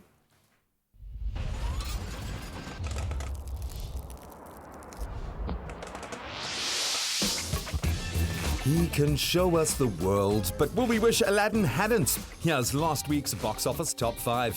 Fittingly slipping out near unnoticed, The Hustle falls 5th in its week 3. Detective Pikachu fails to shock the box office, dropping a spot to 4th.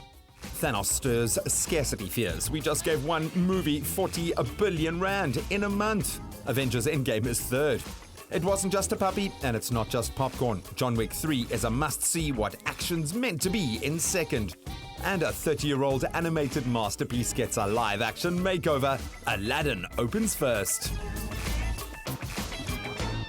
Well, that's what the box office looks like. Let's see what's releasing at the movies this weekend. JP Sebastian joining us for that little breakdown or review, like a mild review. Yeah, so earlier we were doing the smaller things. These are the big swingers now. The big swingers. Okay, well, let's kick it off with Godzilla 2, King of the Monsters. I am now... okay, look, 2018, I was so excited. By the way, that's me waking up at 3 a.m. drinking water. This is one of the movies that was on my radar for 2019. Okay. Now I'm just cautiously optimistic because unfortunately some reviews have come in. JP missed the screening on Tuesday. What a poop. Unfortunately, some people are saying sort of lukewarm. Oh, so you had high expectation, high hopes. We'll see. I get to see it with my buddies on Friday, like normal people for a change, which is nice. But the story follows on then from the one from 2014. In fact, the first movie I reviewed on Expresso, which I was not too kind to. How cool is that? And so hopefully this one puts a spring in my step, helps me soar my wings and give more popcorns. But I trust I'm not going to get the same feeling if other reviewers are being sort of anal towards it. There was like an E.T. go home moment. I think that's a very clever spot there that you noticed that, because the character, this is Millie Bobby Brown from Stranger Things. And obviously that story follows very much a Steven Spielberg kind of story, children trying to discover otherness and whatever. And in this one, her other is Mothra. She has a psychological link with the thing, so you're actually not far off. I think that they are tipping their hat to a classic. Okay. What I hope though, and unfortunately I think what a lot of reviewers are saying is quite the opposite, is that they devote the eye, the human eyeball, to the scale, the epic scale of these monsters who basically are, in this movie, they've become the new gods. Humans are completely helpless. All we are is, as you can see, we're just collateral. We get in the way, while these interesting creatures, including Godzilla, Rodan, Mothra. Rodan is this big birdie-looking dude, and King Ghidorah is this three-headed guy who is the absolute nemesis of Godzilla since that was 1965, I think, the first time he showed up. It's the kind of thing, though, where you can run into these traps of it becomes too expository. Every character has to go, what is he doing? Then another character goes, he's doing X, Y, Z, and A, B, C, and D. And then everyone goes, but that's going to affect the plan of E, G, and F. And it's like, just do it. Like, have the bravery to let silence tell the story sometimes, that these monsters, apparently they actually have inner evil to them. They have their own story, so it's not just like they're wild animals kind of thing. They have missions in mind. Like King Ghidorah hates humans. He just, like, wherever he can, tramples us and heads swinging and messing us up completely. So hopefully I can still enjoy it, man. I'm hoping and praying. I think you will, but what's the age restriction on this movie? Oh man, now you're asking me questions. 16. It's 16, yes. 16, okay. Moving on to Brightburn, a movie you reviewed earlier this week. Which, again, this is a hard week for movies. And it's another movie that should have been, when I just gave you the concept offhand, you were like, sounds like it should be interesting. You've got... Evil founded superhero, because like you said, Superman fighting for good, using his superpowers for good, and now... the flip side of the coin is that very much a similar origin story. A meteorite falls to Earth. Two humans find this baby cradled in the thing that fell from the sky, and then they try to raise him like a normal kid. He starts to realize, wait, I've got superpowers. On top of that, later he realizes, wait, I'm actually super evil as well. Okay. It would be the first superhero movie that is like doubling up as a horror. Because it is, in some scenes, quite horrifying. It's got a lot of jump scares. I think people will like it for that. You gave me a face that was quite unexpected for that storyline. Looking at the trailer. It gets a bit bloody. Unfortunately, though, and I'm not one of these idiots who's like, pervy for blood and gore and that kind of stuff. I don't mind that stuff. I'm not squeamish. But a lot of it was chopped from the final product that you're about to see on Friday. And so that breaks a lot of the tension and the tempo of the movie, so that they could bring the age restriction down and rake in the cash. So is this now you saying that because you've got a critical eye for movies, the way it's cut, or do you think anyone that just likes to watch movies for what they are... I have the misfortune as well. No, look, if you love jump scares, maybe it'll do you good. But it does feel to me like, given the fact that I've seen other material and I've seen the stuff that they've left out, and it was strictly as an economic decision, so that they could bring the age restriction down, it's an incomplete product that someone's selling you. If someone gave you a tablet like that and it didn't have the camera function on it, you have the legal right to return it and say, hey, this is not what I paid for. But movies, everyone goes, oh, well, you gave your 80 Rand to the artistic vision of someone else. It's not the worst thing in the world. Absolutely not for horror, but... they've got a cool concept here that they could... that they did not stretch, someone unfortunately. Someone else can stretch that. Maybe in the director's cut, you'll see when the Blu-ray comes out, you'll see, actually, this is what we wanted to do. Okay. This one, however... It's okay. But it's releasing in the box office this weekend. That's only JP Sebastian's opinion. Of course, it's out for you to go and enjoy. And you can always let us know some feedback on our Expresso Facebook page, what you thought of those particular movies. Thank you, JP. Thank you, Zoe, and I think we should go get some coffees. That was a lot of movie talk. And more popcorns. Always more popcorns, right? Let's fill up your coffee cup.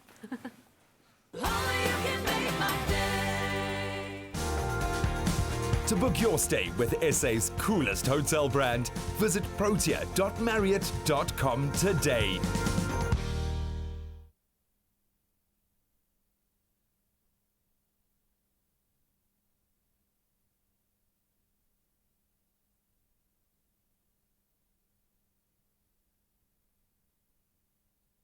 I am Sibusiso Vilane, who had just run the Edmund Hillary and Tenzing Norgay Everest Marathon yesterday. It was a 16-year-old dream of mine to do it because I made the commitment as I was walking down the mountain in 2003 during my first summit of Mount Everest. That was the inaugural year of this race.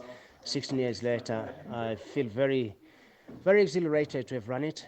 Wasn't an easy run or race for me, and I've pushed myself really through everything else that I needed to have or dig deep to reach the finish line. But having done it yesterday, I'm super stoked. I'm so pleased. I'm so very grateful. I'm just over the moon, not on top of the world, because I've been on top of the world to have been able to achieve this.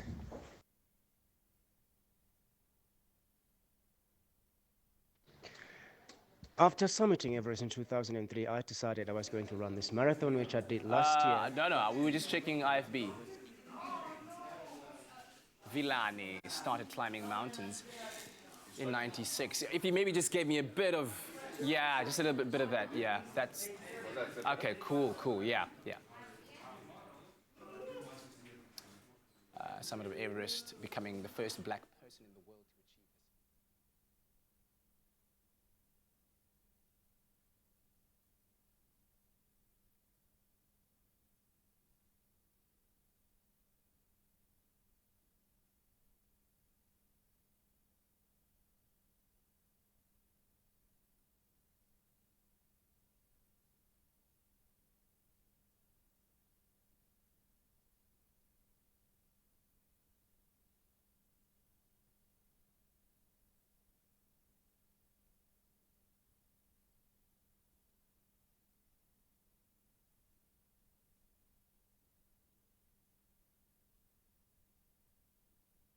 It's my feel-good breakfast show.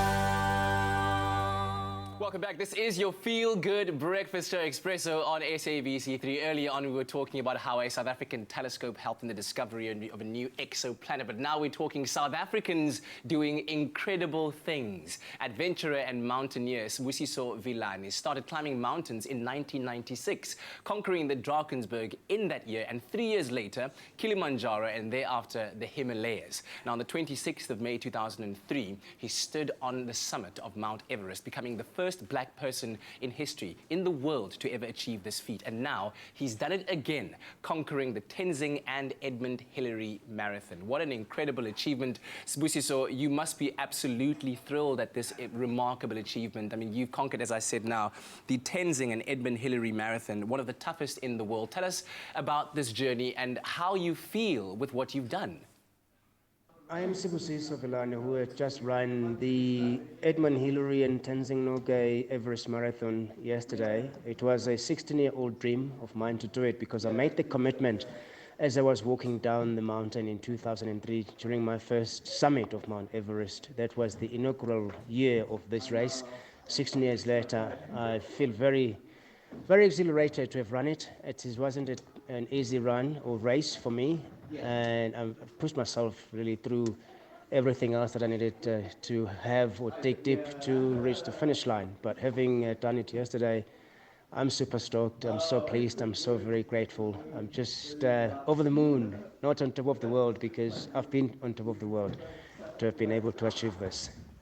Ah, well said indeed. And of course, you decided on one of the most demanding and difficult marathons in the world. How did this decision come about? After summiting Everest in 2003, I decided I was going to run this marathon, which I did last year, but the commitment was made last year when I was making my no-oxygen attempt of Mount Everest, which I still believe was the first to go as high as 8,000 meters without oxygen last year. So I walked back down from that attempt, and I said this year, 2019, was going to be the year I was going to run the Tenzing and Edmund Hillary Everest Marathon, which is really the toughest marathon in the world, I believe. When they say it is the highest, I believe that. So for me to have done it, and having summited the mountain itself, and having run from its base all the way down to 3,000 meters, which is still higher than the Drakensberg, for 42 kilometers, I still believe it's quite remarkable. Grateful to have done it, pleased to have done it, and I'm just super happy that I've done this among many people that were here, including none other than the British ambassador to Nepal. What that about who ran me? the other one. Well, what about you? What did you do, Jerry?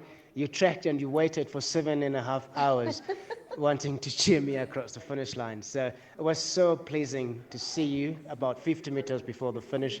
You jumping and almost actually coming to run down, but if there wasn't that ribbon, you probably would have done that. So thanks for your support, Jerry. Well, what an extraordinary feat for you, Busi. So you are indeed an inspiration to all of us. Congratulations on this incredible achievement. We're wishing you many, many, many more to come. Ladies and gentlemen, Busi Zobilani. Ain't no mountain high enough for this man. Ah, yes, that is so inspiring. We love when people set out to conquer stuff and they go for it. That's right. Well, it's now time for the fashion edit, and it's all about that denim fit, flair, and fun. Now, when it comes to having the right fit for your clothing, it's very important. But denim is always a different ball game because you get different styles. I mean, looking at the pants, you get your skinny fit, your boyfriend jeans, the flair, the denim skirt like I'm wearing today. But when it comes to your denim, having it fit correctly, you need to keep in mind the fit, the shape, the size, and all of those things play a part. So we have Nick Strelitz with us for the fashion edit. He is our fashion editor. I'm not wearing jeans. You're not wearing jeans. Is that a problem? I mean, No, it's it's okay. Okay. Yeah. But we are freedom of talking choice. denim. But we're talking We are denim talking this morning. denim. Yes. Okay, so Thank fit you. when it comes to denim is everything. It's very important. What are the sorts of tricks that one must know in order to get the right fit for them? Apple bottom jeans, boots with the fur, With the right? fur. The whole club is looking at her. They will be looking at her if everyone is watching this segment. Yeah. So denim and fits are problematic normally. I think normally people generally get the size wrong, which can be disastrous, catastrophic. Some might say. Yeah. Things like looking at the back inseam, for example. So it's that middle seam between those two butt cheeks. I said it, butt cheeks. Needs to be perfectly centered in your butt. Can I say that? No, you In the can, crack? because I've seen some young people and it looks like they're wearing mom jeans. Yeah, exactly. And it's just because it's not the right fit. Yeah, so that center seam that runs in between the two butt cheeks needs to be perfectly, listen, I'm saying it. I haven't seen Needs to that. be I've never perfectly focused placed on it, in the but middle. now I will. But this is a top tip and trick. Things like pocket placement. So pockets on the booty need to be absolutely square center in front on the back of the cheek. But So- everybody's got a different type of back. But yeah, but you still fit it to your back. Then you find the pants that fit Exactly. the So have you been shape. shopping, sweetie? No, I Have you haven't. ever been to the store? Send me money. I will not be sending you money. Absolutely not. Is it true that pockets also put emphasis on the booty? So if you don't Yes. want to accentuate that more, then opt Exactly. for pants with no pockets? Yes, exactly. So 100%. So you can do larger pockets exactly if you want to cover, and smaller if you want to accentuate. So the pocket placement really is critical. Denim wrinkles. So you know the wrinkling you get in denim, Yeah. right? That happens too far. So if the wrinkles are curved outwards, it means your denim's too big for you. Oh. And if they go inwards, it means it's too small. So these are tricks you can actually use while you're getting fit at the store. fitting room, yeah. Yeah, That's and you know new. I love the 2-finger rule with denim. I've done this many times before. What is but the 2-finger The rule? back area of the jean. Yeah. You should not be able to fit more than 2 fingers comfortably in there. So if you can fit 3, 4, 5, it's too big. You need to keep going that size. That's a Oh, 2. that's your belt. Okay. Wearing With the a belt belt. as well. Yeah. That's 2 Okay, so that's the Yeah, the there rule you go, generally. girl. Now let's talk about the how to get the right fit. Now this is the actual Woolies edit that you Yes, are we're bringing going for through us. the edits. What do we have? Okay, I first want to talk about the skinny denim. Okay. Skinny, obviously, it's a classic. You can't really go wrong with the skinny, but sometimes people feel a bit uncomfortable because it can be quite fitted. Let's get into the skinny Let's denim. bring out our skinny jean model. So model number 1 here. I mean, this is a very classic jean, I honestly. love a skinny fit. You need a skinny. The best thing about a skinny, particularly for winter, is if you want to do a boot, you can obviously do a beautiful little tuck in there. Yeah. But what I love about the skinny most is that it should lie very, very flatly against the skin. So you can see now there isn't much in the terms of wrinkling here. Yeah. So Okay. it's really, really clean and flat, which means it is the right size. Yeah. This color as well is quite different from the stereotypical sort of raw denim blue. Yeah. It actually has some dye in it that gives it a bit of extra depth. And it gives it an element of richness. Like, Absolutely. I mean, she is a business professional, so she needs to be comfortable while she's at the boardroom. She's Yeah. slaying, she's at meetings, she's calling friends, she's workshopping. Yeah. I love the ankle booty, and I even love rider boots with the skinny pants. Yes, Yeah, so that's the anything thing. with a boot that you need to tuck in, you have to go for the skinny denim. There's only one fit for you, and it's this one. Well, the thing about skinny jeans that I've found is that the versatility, the ability to be able to move it from office straight Yes. to night out just by changing a pair of shoes just makes such a huge difference. difference. Exactly, it's super easy There to are do. some men that shouldn't wear too skinny jeans. Like, I'm not sure about that Listen, trend we've for encountered men. many of those men, and we do not talk to them anymore. We cover our eyes on the street when we see them. Okay. Yeah, but this is the perfect fit, and we're doing it here right now.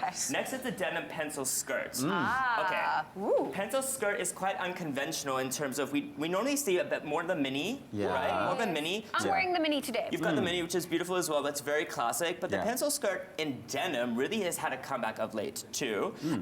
For winter, obviously, it's really fantastic with giving that little extra bit of coverage because your knees be cold. Are they cold? But sweetie? I love the little slit in the front. It's so different. It is Normally different, slits though. are at the back or on the side. Exactly. And look what I've done with this leather fanny pack. Again, it's very, very chic. This whole look is chic. Do you love it? I think she's got something in her little fanny pack because, again, she's out. During the day, one needs to spritz, one needs to... Okay, there we go. I was wondering what was inside Spray that me, bag. sweetie. I need it. No, I'm good. But it's little tricks and tips like this that get us through the day. But I love this in monochromatic as well as an instant way, again, to elevate and offer some drama. These pencil skirts, the denim pencil skirts, they're so playful. And like you've done here, you've accessorized it. There's so much you can do to just like play with it and accessorize it, Yeah, right? denim's like underrated, but you can actually zhuzh it up very easily. Yeah. So when it comes to the different fits, the one I always struggle to find that it's the boyfriend jeans. The boyfriend. I don't know if because I feel like you have to go quite a big size to get that right fit, or am I judging it wrong? Because it's naturally a loose style. It is though, but we see many variations in the boyfriend. So a boyfriend true to form would be very much oversized. It would probably be low hugging around the waist, a bit of a lower sort of waist, a low Let's see the model. Model, come inside. But the Woolies Re boyfriend jeans though really has a beautiful narrowing down the leg. So it's similar to a skinny in that leg. But what's different is the waist. It's higher waisted, which means you get much more sort of coverage. We're going all the way. So it sits higher on the waist. So people who don't like a skinny because sometimes it can be too low rising or mid-rise, this gives you high. And then obviously it straightens out a bit more in the leg, whereas a skinny would narrow all the way to the ankle. Yes, I like that because then you have the option to roll it up, give it that whole I'm wearing my boyfriend's jeans. Exactly, because the skinny you would tuck in normally, obviously, because they're very narrowing, and the boyfriend you can actually roll up and have some fun. You have more material to play with. Exactly. But also because it's quite high-waisted, if you wanted to conceal those areas that you're uncomfortable with over here, you could literally do that, right? Just you absolutely could. It's a real thing, Zoe. What are you saying about our beautiful model, Not Teresa? the model. The model has... She is beautiful the way she is. We love you here, and I'm sorry for him. What is going on here? But yes, you are absolutely right. A high waist does give you that extra oomph. It really sucks in the body and gives instant silhouette. Love. Yeah, love, this love, is love. beautiful. Awesome. Nick, always setting us up, man. Thank you so much. Thank you, of course. It is the Fashion Edit. If you want to know more about all of these looks, we've got them up for you on the Expresso Facebook page. We've also added a link that makes it easy for you to shop those gorgeous looks from Woolworths. Of course, it is the Fashion Edit with Nick Strelitz.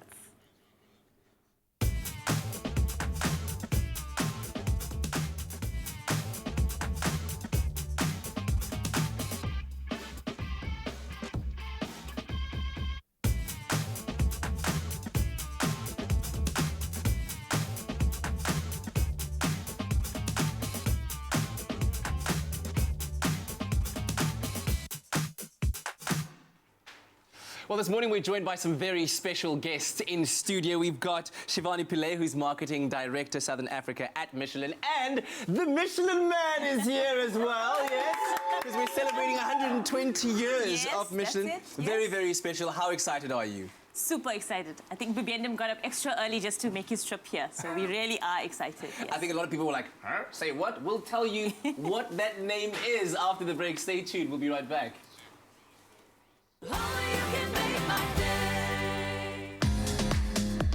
It's an add to cart kind of day. Win your share of 1 million rand with Manhattan iced tea. Buy any Manhattan 500ml or 1.5 litre promotional pack, redeem your code under the label and earn your virtual Manhattan dollars. Shop online in April and May at shopmanhattanstyle.co.za to be entered into the grand prize draw of a shopping spree at Sandton City. The winner will be announced on 5FM's Debooty show in June. Ready, set, shop.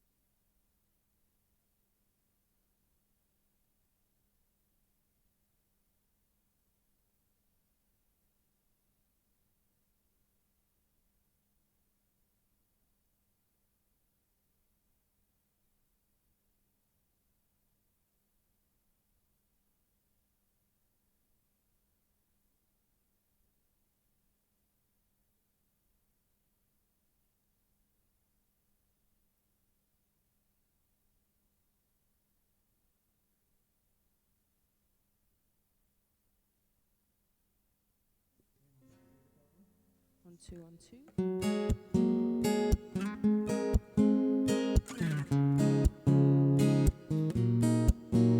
Oh, the dusty hills roll by me on the summer-beaten land.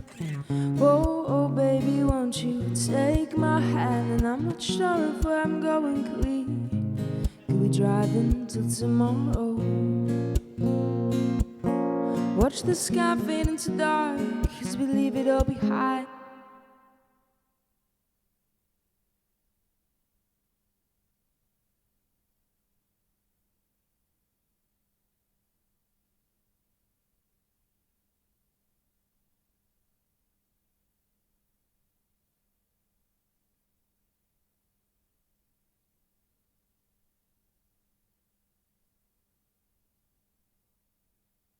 It's my feel-good breakfast show.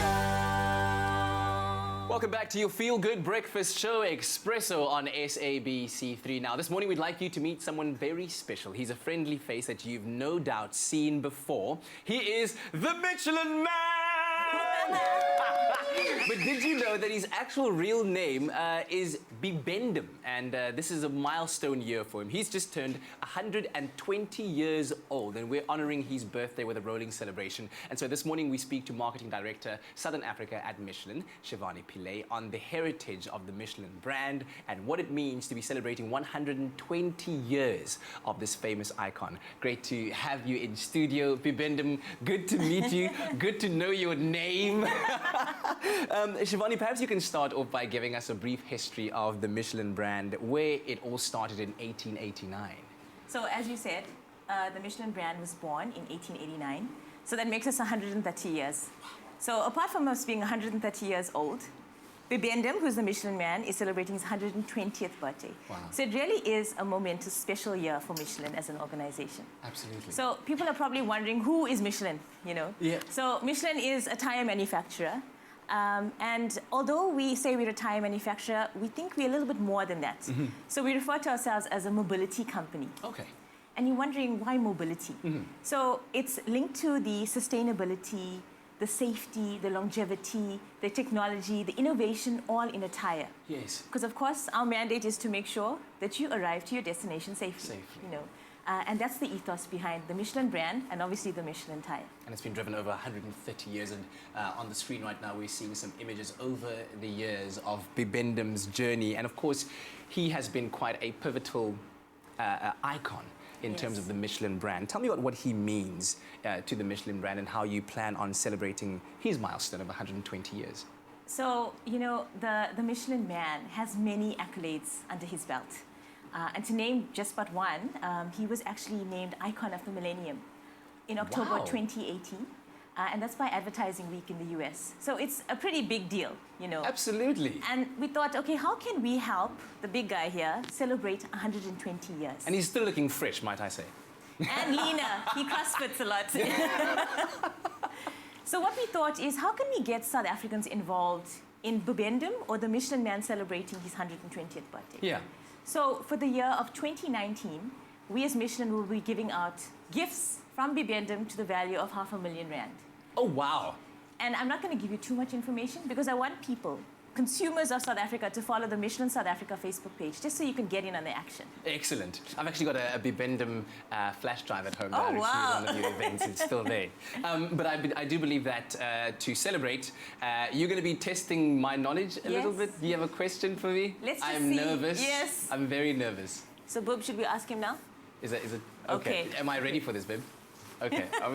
Okay, what's the question? So, Katlego, what year was Bibendum, the Michelin Man, born? Okay, so you said 1889 was when Michelin, the brand, started. Of course. The brand is 130 years old. Yes. So if he's 120, that's 10 on from that. Yes. So 1898? Well done. Yeah! The mathematics is here! Thank you. I like to represent the family very well. But thank you for bringing us news of this wonderful celebration, and we wish you all of the best in celebrating 120 years of a truly iconic brand with over a century of history. And now, for all of our viewers at home, Bib is feeling generous, as you've heard, and he wants to be giving away some amazing prizes, which include bags, selfie sticks, and dash cams. And all you have to do is like Michelin's Facebook page at Michelin RSA, and then comment with your answer to the competition post. Where was Bibendum, commonly known as the Michelin Man, born? Okay, that's the question. Competition then closes today at midnight, and terms and conditions that apply can be found on michelin.co.za. But to Shivani and to Bibendum, thank you very much. Let's give them a round of applause. 120 years of Bibendum.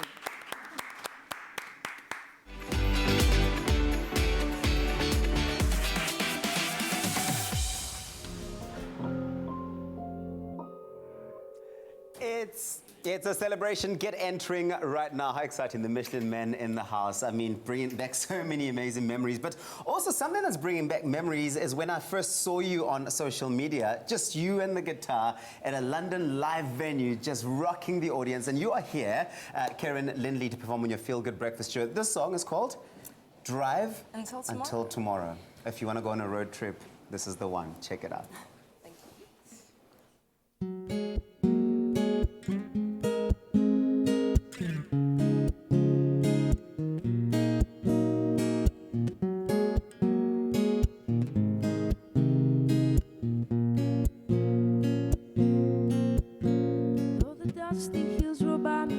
Summer beaten land.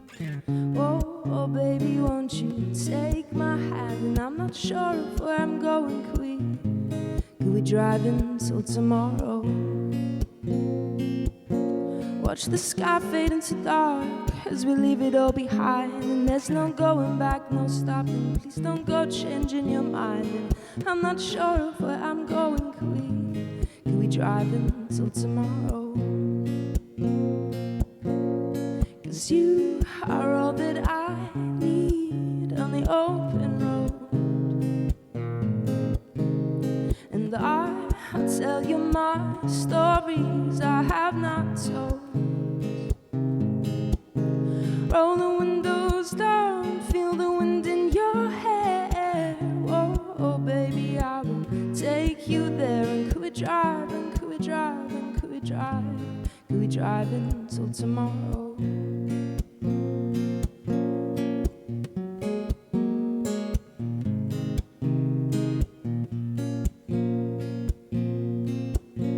The horizon's moving closer as we're making steady ground. Whoa, oh baby, won't you hear that sound? Hear the humming of the engine as we drive until tomorrow. And as dawn begins to show her face, a light reveals a hidden place, a mystery when I will unfold. Could we drive, and could we drive, and could we drive until I'm old? 'Cause you are all that I need on the open road. And I'll tell you my stories I have not told. Roll the windows down, feel the wind in your hair. Oh, oh baby, I will take you there. And could we drive, and could we drive, and could we drive? Could we drive until tomorrow? And oh, oh, could we drive? And oh, oh, could we drive? And oh, oh, could we drive? And oh, oh, could we drive? And oh, oh, could we drive? And oh, oh, could we drive?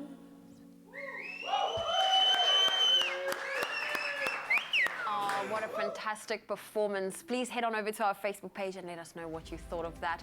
But it's now time for us to take another look at your morning headlines, starting with national news. President Cyril Ramaphosa announced his new cabinet of 28 members at the Union Building in Pretoria last night. David Mabuza remains deputy president, and Ramaphosa has retained Finance Minister Tito Mboweni for fiscal stability and Pravin Gordhan as public enterprise minister.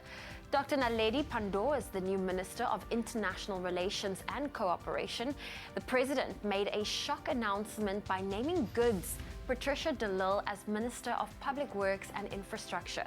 Ramaphosa kept his promise of reducing the size of his cabinet to 28 members instead of 36. And 5 fishermen had to be rescued after their boat struck a southern right whale some 600 kilometers northwest of Lambert's Bay. That's on Tuesday, cracking the vessel's hull in the process. The NSRI at Lambert's Bay said duty crew were activated following reports from fishermen at sea on a fishing boat taking water after reportedly striking a southern right whale. They were transferred onto fellow fishing boats in the vicinity, and sea rescue craft towed the boat to Lambert's Bay. The fishermen were not injured and the whale continued on its way, according to the NSRI. We now move to news abroad, where Nigeria's president, Muhammadu Buhari, was sworn in yesterday for a second term at the helm of a country struggling with a sluggish economy and a decade-long Islamist insurgency. The 76-year-old former military leader read out his oath but made no other immediate comments at the open-air ceremony in the capital, Abuja. He took 56% of votes in February's presidential election after promising to end violence in the northeast, extend welfare programs, and kickstart growth with a program of road and rail construction. And 16 people have been charged in Bangladesh over the shocking murder of a teenager who was burnt to death after reporting sexual harassment. 19-year-old Nusrat Jahan Rafi was dosed with kerosene and set on fire on the roof of her Islamic school days after filing a complaint. Headmaster Siraj Ud-Dullah, targeted in the complaint, is among those charged. Police say he ordered her murder from prison when she refused to withdraw her accusations against him. The case sparked mass protests in Bangladesh and shone the spotlight on the vulnerability of victims of sexual assault and harassment in the country. And finally, we head on over to London, where students of Kensington University in London yesterday hastily had to be evacuated from the campus when an enormous suspected World War II bomb washed up in Kensington upon Thames. Now, this after another unexploded World War II bomb was discovered in the vicinity a few days ago. Metropolitan police officers were immediately called to inspect the device and defuse it, but all the excitement was in vain because further investigation revealed that it was not a bomb, but a giant glittery Christmas bauble. Officers posted a picture of the faded ornament, like festival ornaments, that was mistaken for an explosive on Twitter, and you know what? It really could have fooled anybody. But all is good, and that's where we leave your morning headlines.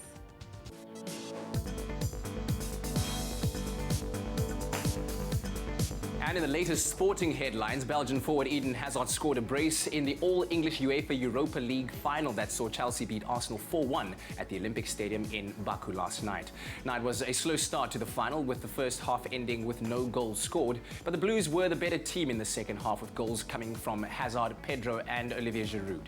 The Gunners managed to pull one back in the 69th minute with a right-footed shot from outside of the box by forward Alex Iwobi. But of course, European football action will be continuing on Saturday, when Liverpool face Tottenham in the Champions League final. In athletics news, double Olympic champion Caster Semenya, who lost her landmark case against the IAAF after challenging their proposal to restrict testosterone levels in female runners, has now lodged an appeal to the Swiss Supreme Court to challenge their decision. The IAAF wants all female athletes with high testosterone levels to take medication to lower these levels under the new regulation. Semenya is a hyperandrogenic athlete and has reportedly stated that she will not take medication to comply with the regulations, which came into effect on the 8th of May. In tennis news, Roger Federer breezed into the third round of the French Open for the 15th time when he beat German Oscar Otte, while the king of clay, Rafael Nadal, made light work of another German, Yannick Madden, to advance. The 37-year-old Federer beat Otte in straight sets, 6-4, 6-3, 6-4 on the court Philippe Chatrier. Now, Nadal continued his quest for a 12th Roland Garros title, seeing off Madden 6-1, 6-2, 6-4. The Spaniard will face Belgian David Goffin, and Federer will face Norwegian Casper Ruud in the round of 32. And once more, we have to congratulate South African mountaineer Sibusiso Velani, who of course has managed to conquer both the Tenzing and the Edmund Hillary marathon in the Himalayas. Come on, let's give a round of applause for that. That's amazing. And also we've got to give a big congratulations and good luck to our boys in their opening game against England today in the 2019 ICC Cricket World Cup. The action starts today.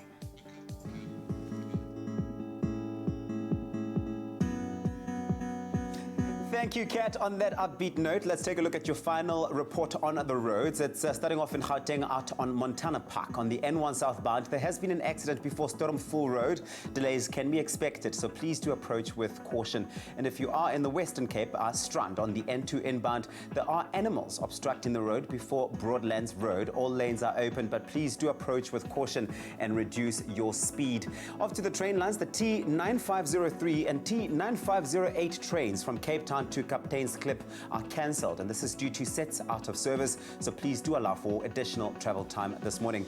And that's where we leave your traffic report for now. Here is Kat with a final look at your weather. Or Zoe. Oh, it's okay, Tabiso, but here's a final look at those beautiful sunrise photos, and we're going to get a final look of your temperatures. A big thank you goes out to Lynn Temlet for your beautiful pink skyline, and this one's from Lindiki Drift, as well as Aloysius Esterhazy, and thank you for your sunrise. It's a beautiful one from Saldanha in the Western Cape. If you have a beautiful picture you'd love to share with us, also let us know where you're from. Feel free to let us know on our Expresso Facebook page. But let's look at those temperatures one last time, starting off in Polokwane. Your low for today is 6, your high is 22. High humidity can be expected in Mbombela, 8 with a high of 24. Pretoria, 6, 22. Sunny conditions for Johannesburg with a high of 19. If you're in Mahikeng, 5 with a high of 23 can be expected. Klerksdorp, 5, 22. Kimberley, 7, reaching a high of 23. And then the coldest place this morning in South Africa is Bloemfontein with a low of 2, but at least it reaches a high of 21. Richards Bay is 12 with a high of 22. Sunny conditions for Pietermaritzburg, 7 with a high of 20. Durban, your low is 16, your high is 22. Mthatha, 7, also reaching a high of 22. Then in East London, expect a northeasterly breeze of about 22 kilometers an hour, and that your low for today is 14, your high 24. Partly cloudy in Cradock with a high of 24. Port Elizabeth, 12, reaching a high of 24. It's partly cloudy in George with a high of 23. And a northwesterly breeze can be expected in Sutherland with a low of 7, a high of 19. Cooler conditions for Cape Town today, partly cloudy with a high of 19. Worcester, 7, reaching a high of 24. Springbok, 7, with a high of 24. And the warmest place in South Africa for today is Uppington with a low of 13 and a high of 27 degrees Celsius. Well, that's where we leave your weather on your Feel Good Breakfast Show. All right, I'm sure the boys are having their breakfast now, preparing for the opening game against England. Of course, the 2019 ICC Cricket World Cup starts today with the Proteas taking on the host nation, England. And we want to send them all of the good vibes. As you can see, we are backing our boys. So we want to see what you have to say and how you are supporting our Proteas. Let's see. Sipentabo here says, good luck, guys. Protea fire. All the best, Proteas. This is from Brandon Boyson. Good luck, boys, from Anishka van Tonner.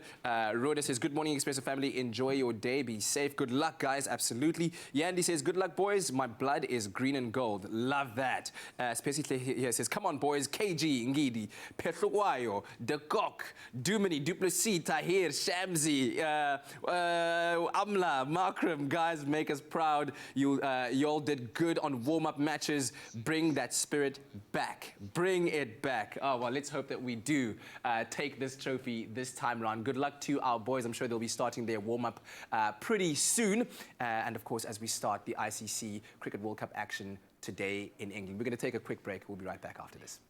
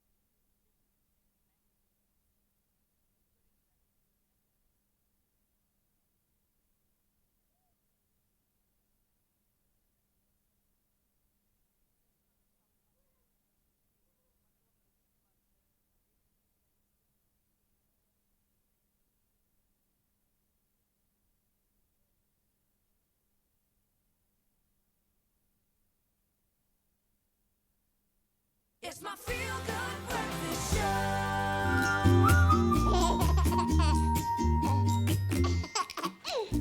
You know what that delightful tune means when you hear it in the morning on your feel-good breakfast show, Expresso. It's baby talk time.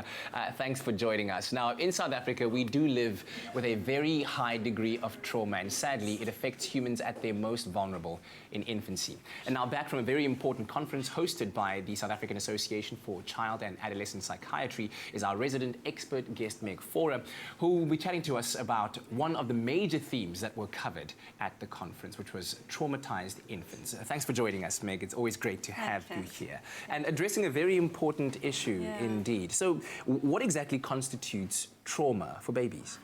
Yeah, so it's on various different levels. First of all, trauma is very strongly associated with poverty, which is why we see so much of it in places like South Africa. Trauma can be associated with seeing violence, for instance, violence against your mother or violence towards you. That would constitute really overt trauma to infants. Trauma can also be in the form of neglect, and particularly emotional neglect. So the human brain is wired for interaction and to have a human being really make FaceTime with you and interact emotionally with you. And when that doesn't happen, that can also constitute trauma for little ones.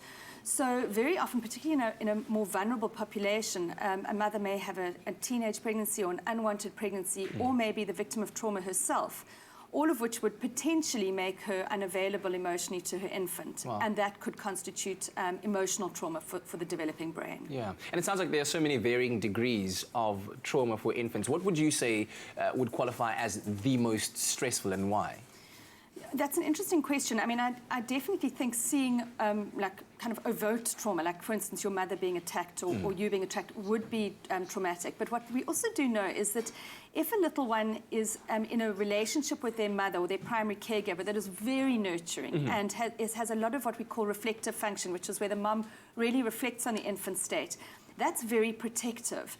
And so if that isn't there, that probably would be really an outlying trauma for an infant. So a lot could be going on, but if they've got a secure and good relationship with their mom, that would be protective. Yeah, and in trying to understand why this was such a major theme of the conference that you attended, let's quickly talk about why trauma is so bad for a developing brain and what potential long-term damage could be done. Yeah, so the human brain has really three parts to it. The lower part, which we call the reptilian brain, governs like our autonomic, like our heart rate and our breathing and just very fundamental stuff. Our survival parts of us. Coming over that is our limbic system, which is our emotional system, which allows us to connect with another person and to perceive pleasure and also to actually cope with stress. So that's the next level. And then over the top of that is our thinking part of our brain.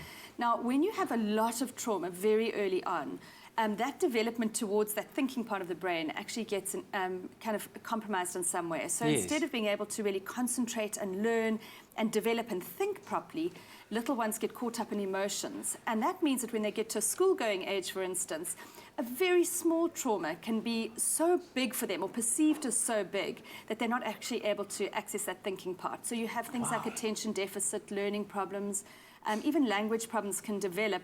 You know, the verbal abilities you can have problems there because you get trapped in this very primitive part of the emotional part of the brain. Yeah. If we take a look at what kind of interactions with parents could traumatize a baby, I mean, you did mention that a child is in need of that emotional connection, making eye contact. So with that in mind, then, could postpartum depression play a role?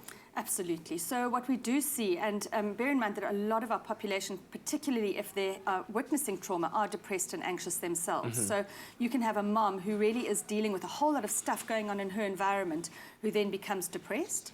You can also have a mom who wouldn't have otherwise been depressed, maybe not being in a traumatic situation, but her hormones start to mess with her mood and so on. And so in the context of depression, a mom's affect or the way that her face expresses delight and the way that she connects with another person can become what we call blunted, which means that she actually doesn't really connect very well. Yes. And so instead of seeing a mom who's making eye contact, who's falling in love with me, who's reading my signals, who's interacting with me, a baby is faced with somebody who's quite stone-faced and unemotional. And that's how postnatal depression can create trauma for little ones, in that they're not really having that accessible, emotional, human interaction. Yeah, and that range of emotion that they need to, the highs, the lows, and all of it that they need to experience in order to develop from that reptilian part of the brain, as you said, to the limbic system. Exactly. And its so further development over there. Wonderful stuff. Okay, we're going to be continuing our chat very shortly, and I hope that you're finding it as enlightening as I am right now, learning new things every time that we engage with Meg Fora in some baby talk. There's a glass and a half in every one. Oh, well, listen, Bassie came to join us. Hey, boy, are you looking at all the cool toys? Everyone wants in on all the action. It's insane. That's right, because Cadbury Dairy Milk, they shine the light on all the generosity that lives inside each and every one of us. So we encourage all South Africans, that's you, to bring your old toys to any of their pop-up live little generosity shops and receive a slab of Cadbury Dairy Milk chocolate on us. Now, make sure you get to these shopping centers. They are currently on your screen right now. The dates as well, they're on your screen. It's from May through to August. And let's inspire a little more Cadbury goodness in the world. Well, we're off to a really good start. We have been inspiring goodness. I donated. Lawrence over here, Grace Stevens donated this morning. Of course, the Goliaths yesterday gave us a nice 48-piece puzzle. Graham and Jack, his son, donated this soccer ball. And it's a good start, and that shows we can all chip in and do something really amazing. No, boy. No, you can't have it. It's for the children. Now, Cadbury Dairy Milk is bringing the Little Generosity Shop to Johannesburg, Durban, and Cape Town. So join them in spreading the generosity and donate a toy, or visit www.cadburyglassandahaf.co.za for more information. You can also follow them on Facebook at Cadbury Dairy Milk SA or at Cadbury_SA on Twitter and Instagram with the hashtags #glassandahaf and hashtag the Little Generosity Shop to keep up to date on how and where you can go and donate all your pre-loved toys.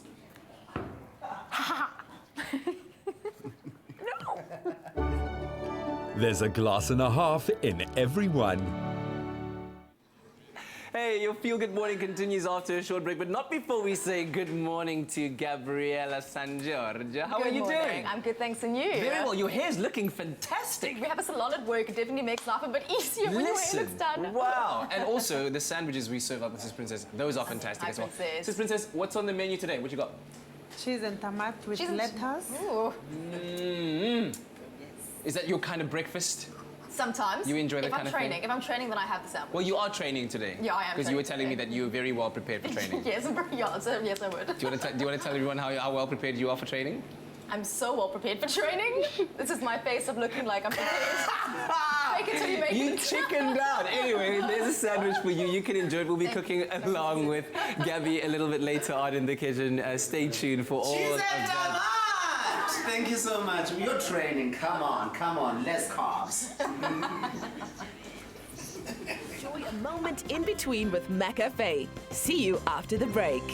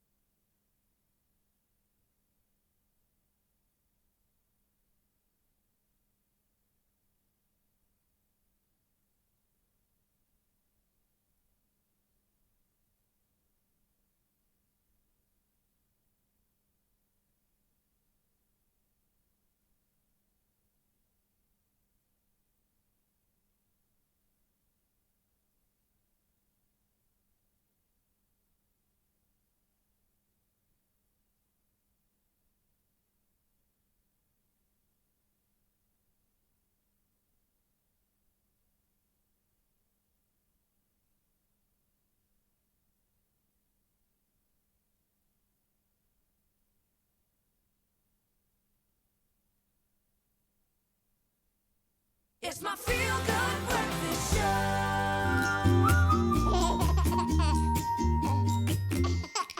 It's baby talk time on your feel-good breakfast show Expresso on SABC3, and we're hanging out with Meg Fora. She's just recently returned from a conference hosted by the South African Association for Child and Adolescent Psychiatry, where child trauma or infant trauma was one of the main themes and topics discussed over there, and a very important one because trauma experienced at childhood could have very long-term effects on a child. And so the next part of what I want to talk about is parenting styles that can be implemented in order to help a child who has experienced trauma. So basically, what can parents do if there was trauma experienced? Yeah, so there was actually some very interesting research that was presented that had a look at really the differences between particularly a mother, and it can also be a father's response to their children. If a mother has high reflective function, and reflective function is the ability, an innate ability in human beings to actually reflect on the state of another human being, to see how are you feeling. So if a mother has high reflective function and reflects on her baby's state and is very attuned to her baby, it's highly protective. So what the research showed was that even when a baby is very fussy and very irritable, and even in situations of high trauma, if the mother if she's connecting with that baby and is highly attuned to that baby, it can be protective against everything that's happening in the environment. Yeah. The risk is when the mother's not attuned or when the mother's not emotionally available because she is the subject of the trauma. But if a mother can do that, or a father or a primary caregiver, it's highly, highly protective, and that baby can have really, really good outcomes. Yeah, but as far as individuals go, we're all unique, and there's this factor of resilience, and some individuals, some babies are able to survive trauma and even rise above that kind of situation. We've heard so many stories of individuals that have survived these kind of things. Is there then a chance then that trauma can be completely forgotten, and how does that resilience work? So resilience is the most fascinating thing because we've been studying it for years. Yeah. And, you know, in the first question, I spoke a lot about how the way the baby is nurtured is important. Yes. But resilience actually comes down to nature. So it's something that they're now finding is genetically within each of us. Wow. And we have different capacities for resilience. And it's based on, literally, they've found the gene for this, and they can see whether or not somebody can be resilient or not. Wow. So if you are born with a resilience gene, and you have the context of good care, so that good care doesn't take away from needing good care. In the face of enormous trauma, you can rise above it. And we see that all the time in South Africa. We see people who come from abject poverty and who rise above trauma in a way that we would not expect. Absolutely. It is partly nurture, but there is a genetic component to it. And then you get other people who are very fragile in terms of their ability to they're very vulnerable, really, to stress. And in the face of really good care, that can still be negated. But without good care and in situations of trauma, that's where you see people fall right off. And that will lead to long-term mental illness for that child if they're fragile and in the absence of good care with trauma. Wow, so resilience is actually has a massive genetic component to it. It's That's amazing. incredible. Yeah. So many babies are adopted, and they manage to leave or have traumatic starts, but also rise above. So let's talk about how caregivers in this instance then could help children to rise above trauma.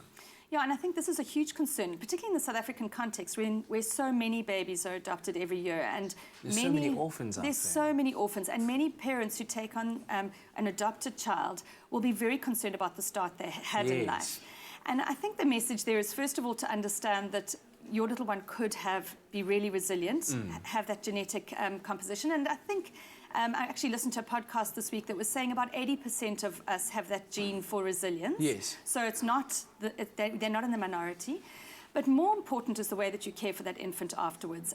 It's hugely protective. If a baby comes into an environment where a parent attunes to their emotions, where a parent gives consistent care, where the signals that a mother gives match the words that she's giving, you know, where the baby's kind of getting a match between the kind of non-verbal signals and the verbal signals, and everything aligns, that baby can really rise above their situation previously and can really, really thrive in life. Yeah, wow, that's really amazing information that you've been able to gather and shared with us from the conference.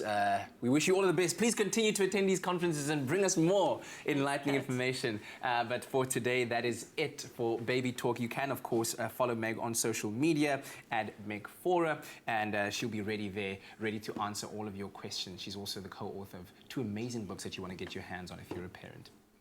Oh, and look who's in studio.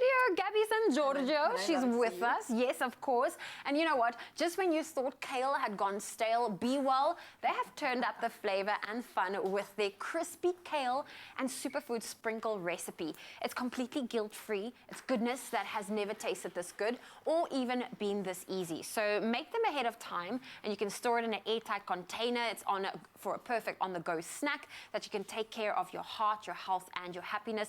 And of course, Gabby's here to help us show it. So of course, our keyword for today will be well for you to get the steps and the ingredients that you'll need to make this kale treat. It is so good. And as you said, literally make them and make a whole batch, and then you can put it in an airtight container for up to a week. Yeah, my best friend absolutely loves this. This is like her go-to in the evening. Oh, let's just quickly pop some kale in the oven, and then she's so good. Quick. That's the thing, is it's so quick to make. Like my husband also, like other day, he's not a massive veggie eater. Next thing he was like, can I have some kale chips? I was like, what? What did you just say out loud? Okay. So it's amazing.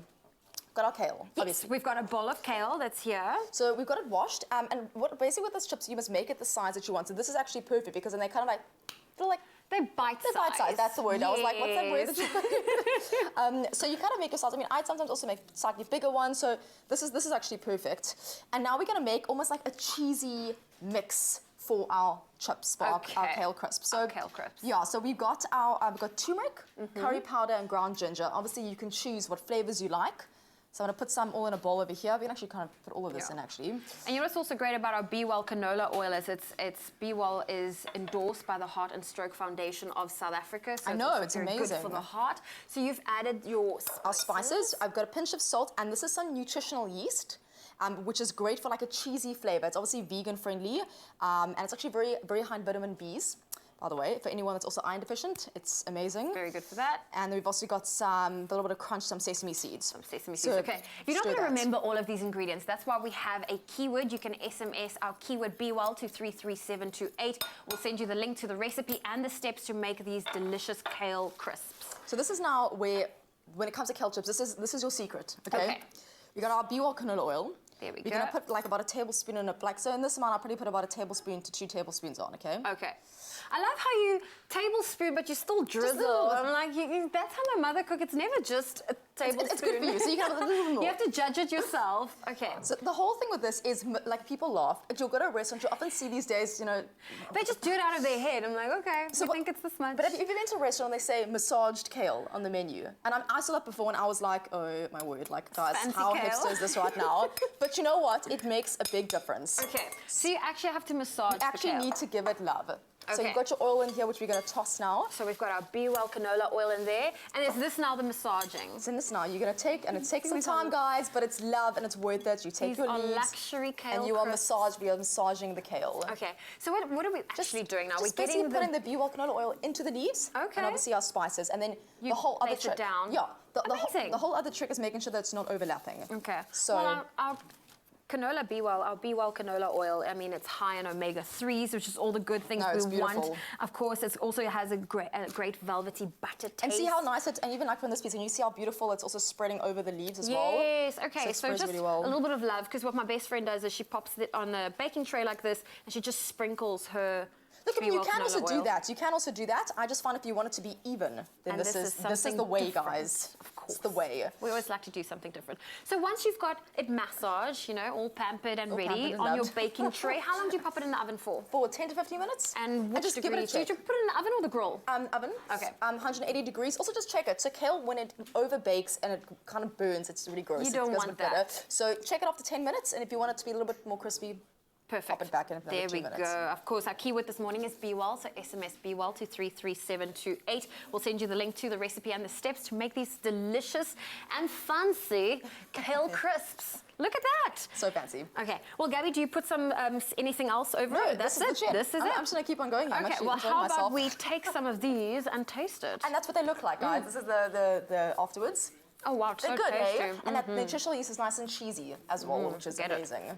Okay, this is mine. Thank you. But I admit, I only like my kale in juices, sometimes in smoothies, so this would be a very new way of tasting kale. Now you have to massage it as well. Yo, what a sensitive vegetable. It's fancy. Is it good? It's bougie kale. It looks good. Please So try what did you one. add to it again? What's on it?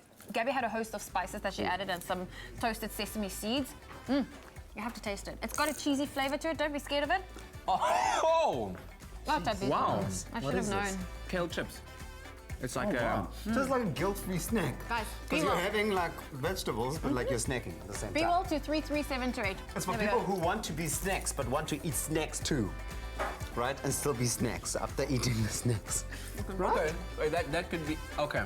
You would Kamsi, probably eat I think that sandwich is still waiting for you on the other side. Finish that one. Oh, really? Okay. R.I.P. to sandwich. There you go. There you go. This is all you. No, you have. That's all you. You want to be a snack?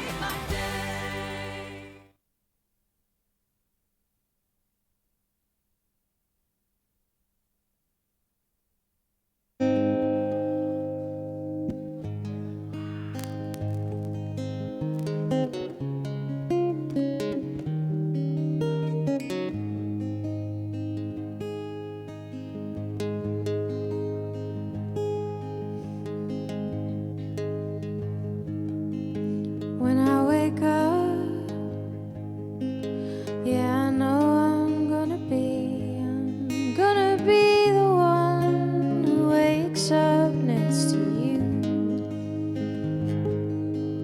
And when I go out, yeah, I know I'm gonna be the one who goes along with you.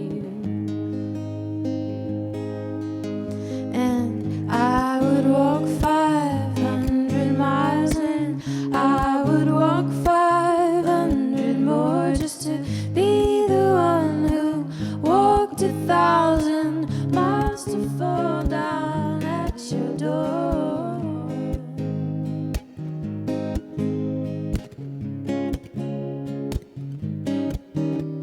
When I'm working, well I know I'm gonna be the one who's working hard.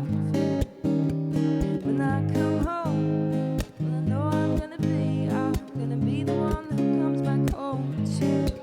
But if I get drunk, well I know I'm gonna be.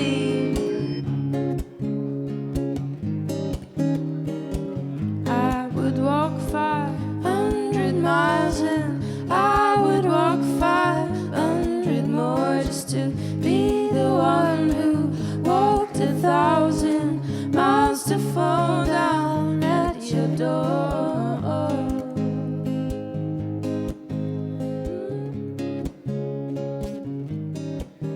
And I would walk 500 miles and I would walk 500 more just to be the one who walked 1,000 miles to fall down at your door.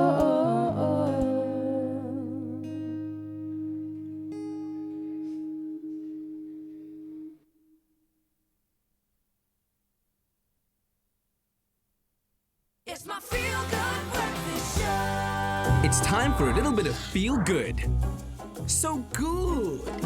Well, welcome back. It's your feel-good breakfast show, and of course, time for us to do that moment where we have so good a lot of news to share with you. Yeah, now we know that the It's your internet can be... feel-good news. Say so good again? So good. There we go. Man alive. That was a good rehearsal, guys.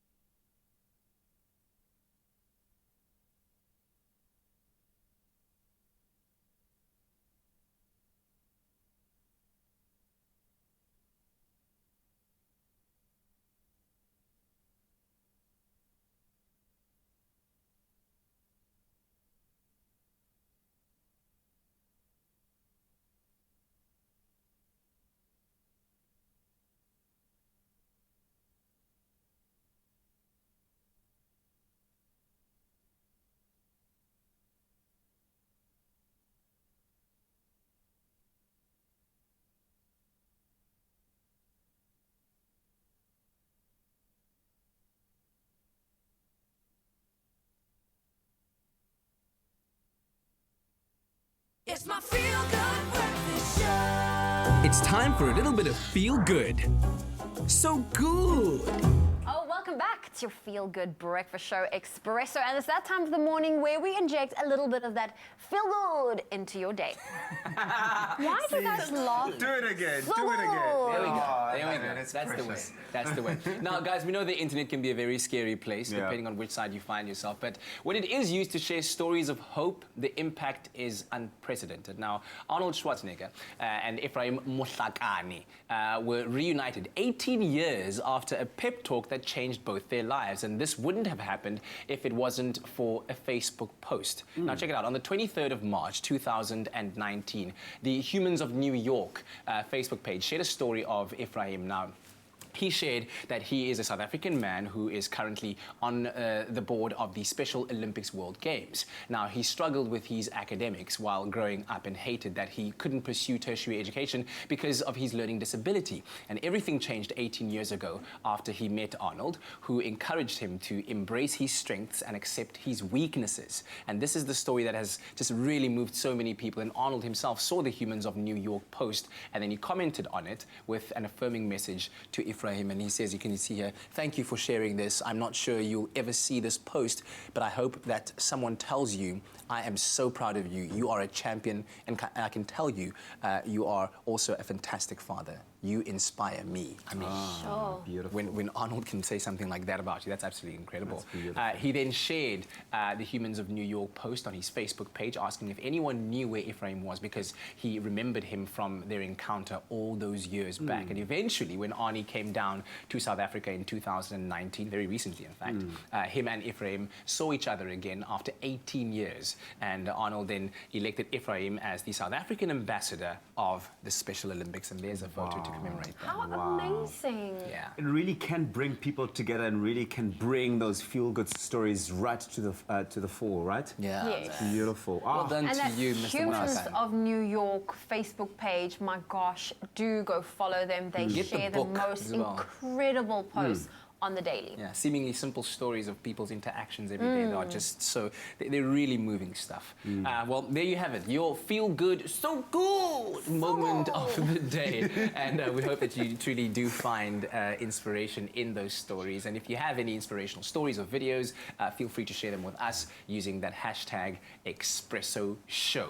Now, we've got another interesting segment coming right to you right now, because if you are a budding musician and you want to make your name in the music industry, it can be quite challenging, especially if your sound isn't considered to be mainstream. Now, despite various obstacles along the way, the We Heartbeat movement is steadily but surely becoming a force to be reckoned with both locally and internationally recognized individuals in the music scene. And Tulu went to go and find out exactly how and when and why this movement started as they prepare for their 7th birthday celebration. The South African music scene is one that's constantly evolving and always ready to serve up something fresh and new. 7 years ago, partners Dominic Soma and Sims Bakisi decided to give birth to their brainchild, We Heartbeat, a movement that would see music lovers congregate and sharing their passion on the dance floor and beyond.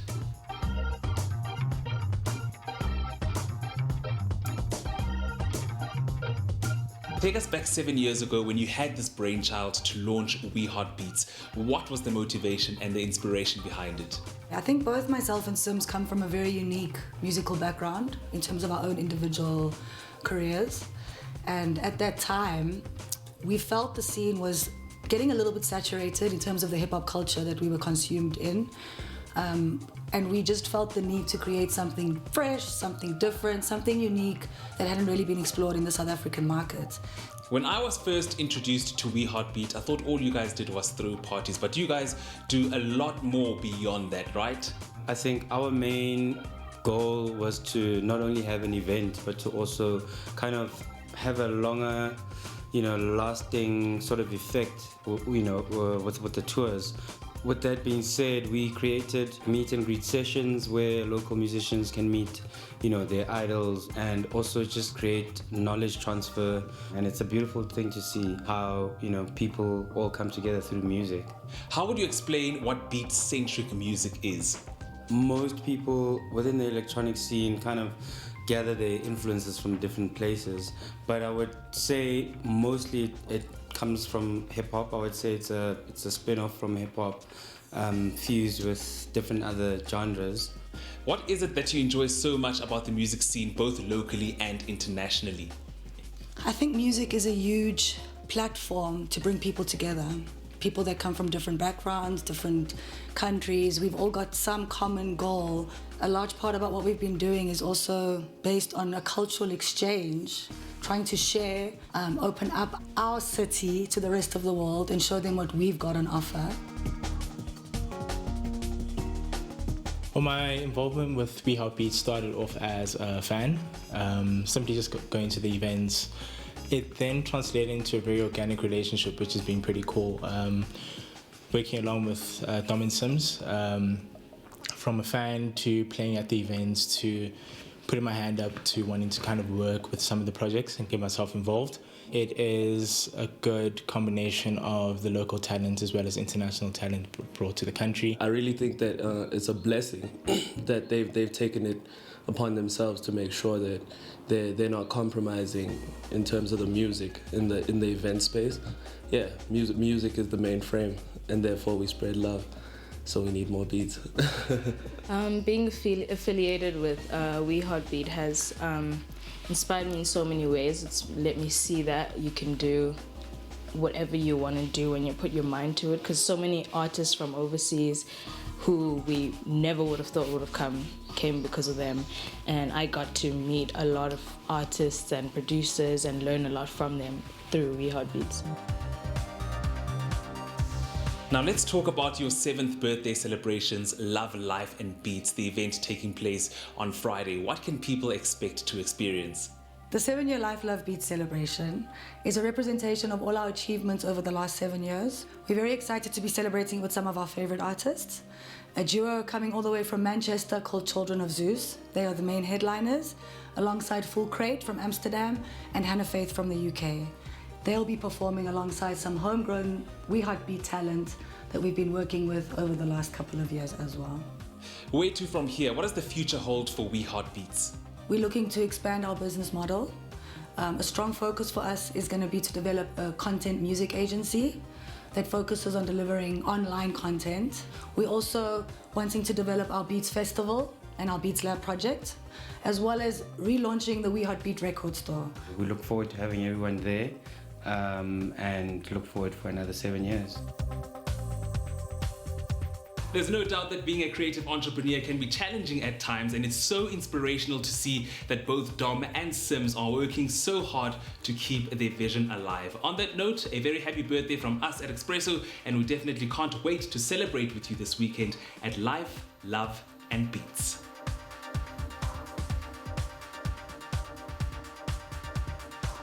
Very encouraging stuff, eh? Yes, It's absolutely. possible if So you all believe those and have budding a passion musicians for it. out there, absolutely, it's perfect for them. Have you ever been to Zanzibar? No, I haven't. You've been? I haven't. I have. We did it during Presenter Search on 3. Now, the island of Zanzibar, I mean, I can't think of anything better right now. Lounging on a beach with white sands and clear blue waters, and of course, warm water as well. Now, to play a little game of charades, this is the Zanzibar edition. So the rules are very simple, gentlemen. Okay. We will each pull out a piece of paper from this glass jar. Glass jar? Well, I was going to say hat, but it's not a hat. So it's the glass jar in front of us. And you Could need be. to act it out. We need to guess. Okay. And then, of course, don't reveal the answer, and you're not allowed to use any words because it's charades. Okay, cool. Who's going So first? who's going So first? between the two of you, who's going to go first? I'll go first. I'll There you pick a go. name or a word out of this glaj jar.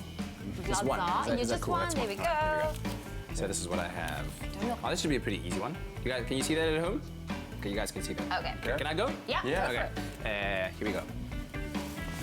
Fishing. Fishing.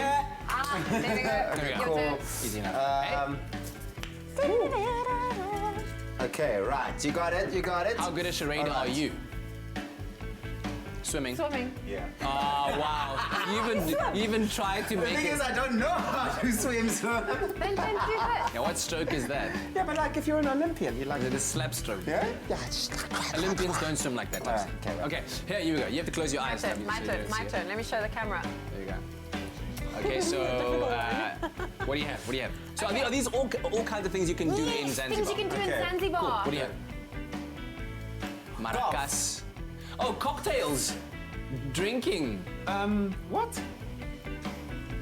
Shots. No. Cocktails, drinking. Yes, Drinking cocktails. What am I doing? You are happy houring. I'm making them. Making cocktails. Okay, cool. Does it say on the paper making cocktails? I did say cocktails. You can make cocktails hold on Zanzibar, Here we go. and I you got can one. enjoy them. Here we go. Okay, this should be pretty interesting. Okay, here we go. Jet skiing. Yeah. Wow. Okay, that was good. Go on. Okay, Tabsy. Oh, this one is a difficult one. Go. Long paddle boating. Kayaking. No, but Canoeing. No. Sailing. Relaxing, lounging on a boat. Like a gondola. Yes, you're on a that. Boating. You are lumming on a boat while What do you paddling. call it when someone else does it for you and you chill? Yeah. You call that service What delivery. are you on? You are on a Boating. But you are on a Boat. Kayaking. boat ride. Boat ride. Oh, come on, surely I should have been given a, One more. Ooh, One more. This is cool. Not a boat, I didn't see anything. Got it? Okay. Okay, this requires surfing US, surfing Zanzibar. Please have do one that more? again. You have to surfing Zanzibar. Nice, You have one more. Can we go one last more? one. Oh no, I want to do one more, please. There we go. Okay, last There we one. go. That's the last one. Here it is. Oh wow. Oh, that's a shit. Okay. Okay. What is it? What is it? Massage. Yeah, but Spa day. Yes! Yay. What is it? Spa Which day, one? spa day. Yeah. That was it. That was Wow, it. okay, well, if you're getting excited by the prospect of a Zanzibar holiday like what we are all getting into in the near future, then great news is coming your way because Mango Airlines has not one, not two, not three, but four amazing holiday deals to this heavenly destination, and all are valid for 7 magical nights between the 15th of June and the 6th of July. That's right. So from 11,995 Rand per person, you could be, soaking up the sun at the Aurora Bay Beach Resort, and also from 13,175 Rand per person, that's at the Karafu Beach Resort and Spa. Sure. Now from 14,150 Rand per person, you can enjoy the gorgeous Kiwengwa Beach Resort, and finally from the fabulous price of 18,000 Rand and 75 Rand you can per person, you could be having the winter break of your dreams, and this is at the Dream of Zanzibar Hotel. Now, could you think of anything more magical? Absolutely not. Now, to take advantage of those deals, go on flymangotravel.com and remember that T's and C's apply. Happy holidays. And Tubby, so body goals not guaranteed.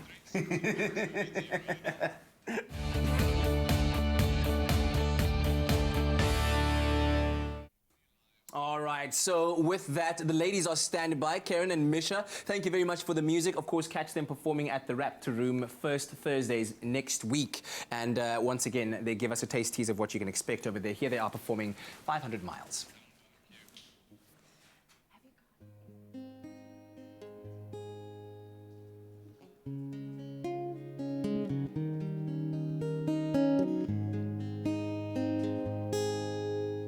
When I wake up, yeah, I know I'm gonna be the one who wakes up next to you. And when I go out, yeah, I know I'm gonna be the one who goes along with you. And I would walk 500 miles and I would walk 500 more just to be the one who walked 1,000 miles to fall down at your door.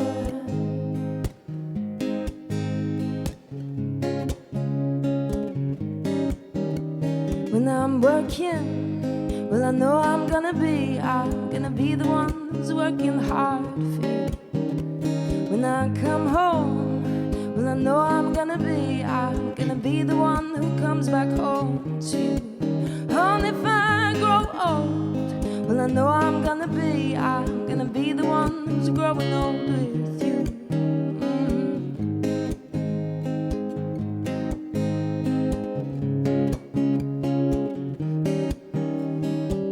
I would walk 500 miles and I would walk 500 more just to be the one who walked 1,000 miles to fall down at your door.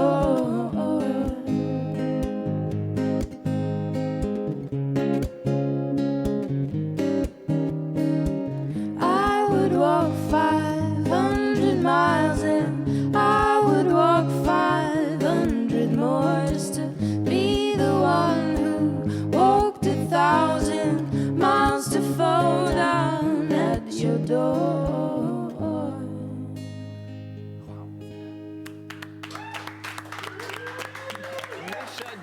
Folk and Karen Lindley, brilliant rendition there of 500 Miles. And I love how their harmonies are just interwoven. They seem to be chasing each other on this whimsical path of music. They sound so dreamy together Exactly. as well, which is absolutely incredible. What fun they've been this morning. Made us feel really good. You can catch them, of course, once again performing at the Raptor Room next week, first Thursdays. As she said, the Cape Town City Centre will be buzzing with activity, and they are part of the action that you can catch there. There's lots of things happening, food stalls, wine stalls, fries. all manner was of telling us things. fries galore all over the place there. You have to do first Thursdays. Listen, we've got to, I think we have to congratulate Date Sibusiso Velani again, because what he's done is absolutely incredible. Not only does he hold, I guess, the achievement of being the first black person to have summited Mount Everest, but very recently he also finished the Tenzing and the Edmund Hillary Marathon in the Himalayas. There you can see a video of him coming in. This is probably where he'll be going afterwards to go and relax. But a man who's done incredible things, and I think just once again showcasing the fact that if you believe in the possibility of your dreams and you just keep focused on that, you can make anything happen. And I can't wait to see what further achievements lie in his path. Jerry Elton was there to welcome him as he completed this amazing feat. Hugs all around, congratulations all around. Thank you for the inspiration. Amazing. Guess what's inside my jacket pocket? What's inside your jacket? Did you just, you just literally had your armpit... no, just a jacket like this. What do you mean? No, I'm not going to eat that again. Okay, we'll have this. This is our delicious you guys kale enjoy crisp that. that we made with Gabby in the kitchen. Of course, if you want this recipe, you can still get it. Just SMS the keyword BeWell to 33728. Oh, smells so got a heavenly good, cheesy smell. It smells so good. Has it got a cheesy smell to it? You know what? I would love to try these with salt and vinegar spices. Honestly. Super serious. But listen, there's some serious business about to start today. Set your alarms. 11:30 a.m. The opening game of the 2019 ICC Cricket World Cup that sees South Africa's Proteas taking on England in the opening game. Yesterday was a massive opening party. Well, my cricket knowledge got tested yesterday. Oh, really? But I want to know from Tabzi, you know what a duck is if someone goes out for a duck? What's a duck? I don't know what that is. And a golden duck? I really don't know what all of that means. Well, explain it to me. You learned it yesterday. Well, I learned it yesterday. Well, okay, So, a duck is when the batsman goes out without scoring any runs. Okay, and that's a a duck. golden duck is when he goes out with the first ball he faces. So final. Okay, what's your score predictions, Kat? So, you're into cricket, aren't you? Yeah, I was quite a cricketer back at school. I've got confidence that our boys can pull it off, and I think that we will win this one. Obviously, depending on who's batting and who's bowling first. I see us. Let's say if we could win it by a 5-wicket margin. If we bat second, then I think we could be able to win it with over 50 runs if we are bowling second. So we'll see how that goes. We need that trophy back here. I think we need it's just been such a long time coming, and right now it seems like we have the right kind of squad to do this. You know, like we were talking earlier on. Yes, of course, Dale Steyn is absent from the team due to injury, but we do have Kagiso Rabada, Andile Pefugwayo, Lungingidi, Chris Morris is there, Imran Tahir is there. The bowling attack is certainly there, and some batsmen who really, I think, have the fire the Protea fire in them to prove themselves on the world stage, like Aiden Markram, who got recruited into the side very late on. They really have the fire in them, and I can't wait to see what they're going to do. I'm gonna be at home like this today. Popcorn. Watching the and cricket. I know people that have taken leave today. They are massive cricket fans, and they were just like, you know what? We are staying home. We are watching. We are not missing the first game of the World But anyway, Cup. so we'll be giving you the scores tomorrow in our sports report. Well, tomorrow is Friday. It's going to be lots of fun at the Friday dance. But of course, we just close off the show today on a feel-good note once again, because our performers, they're still here. So how about one final one from them? It's in the last song. Let's take it away, ladies. 500 miles. Yeah. I would walk 500 miles and I would walk 500 more just to be the one who walked 1,000 miles to fall down at your door. I would walk 500 miles and I would walk 500 more just to be the one who walked 1,000 miles to fall down at your door.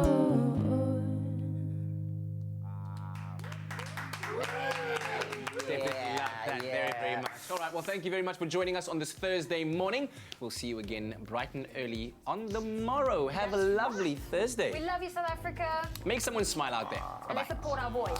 Yeah.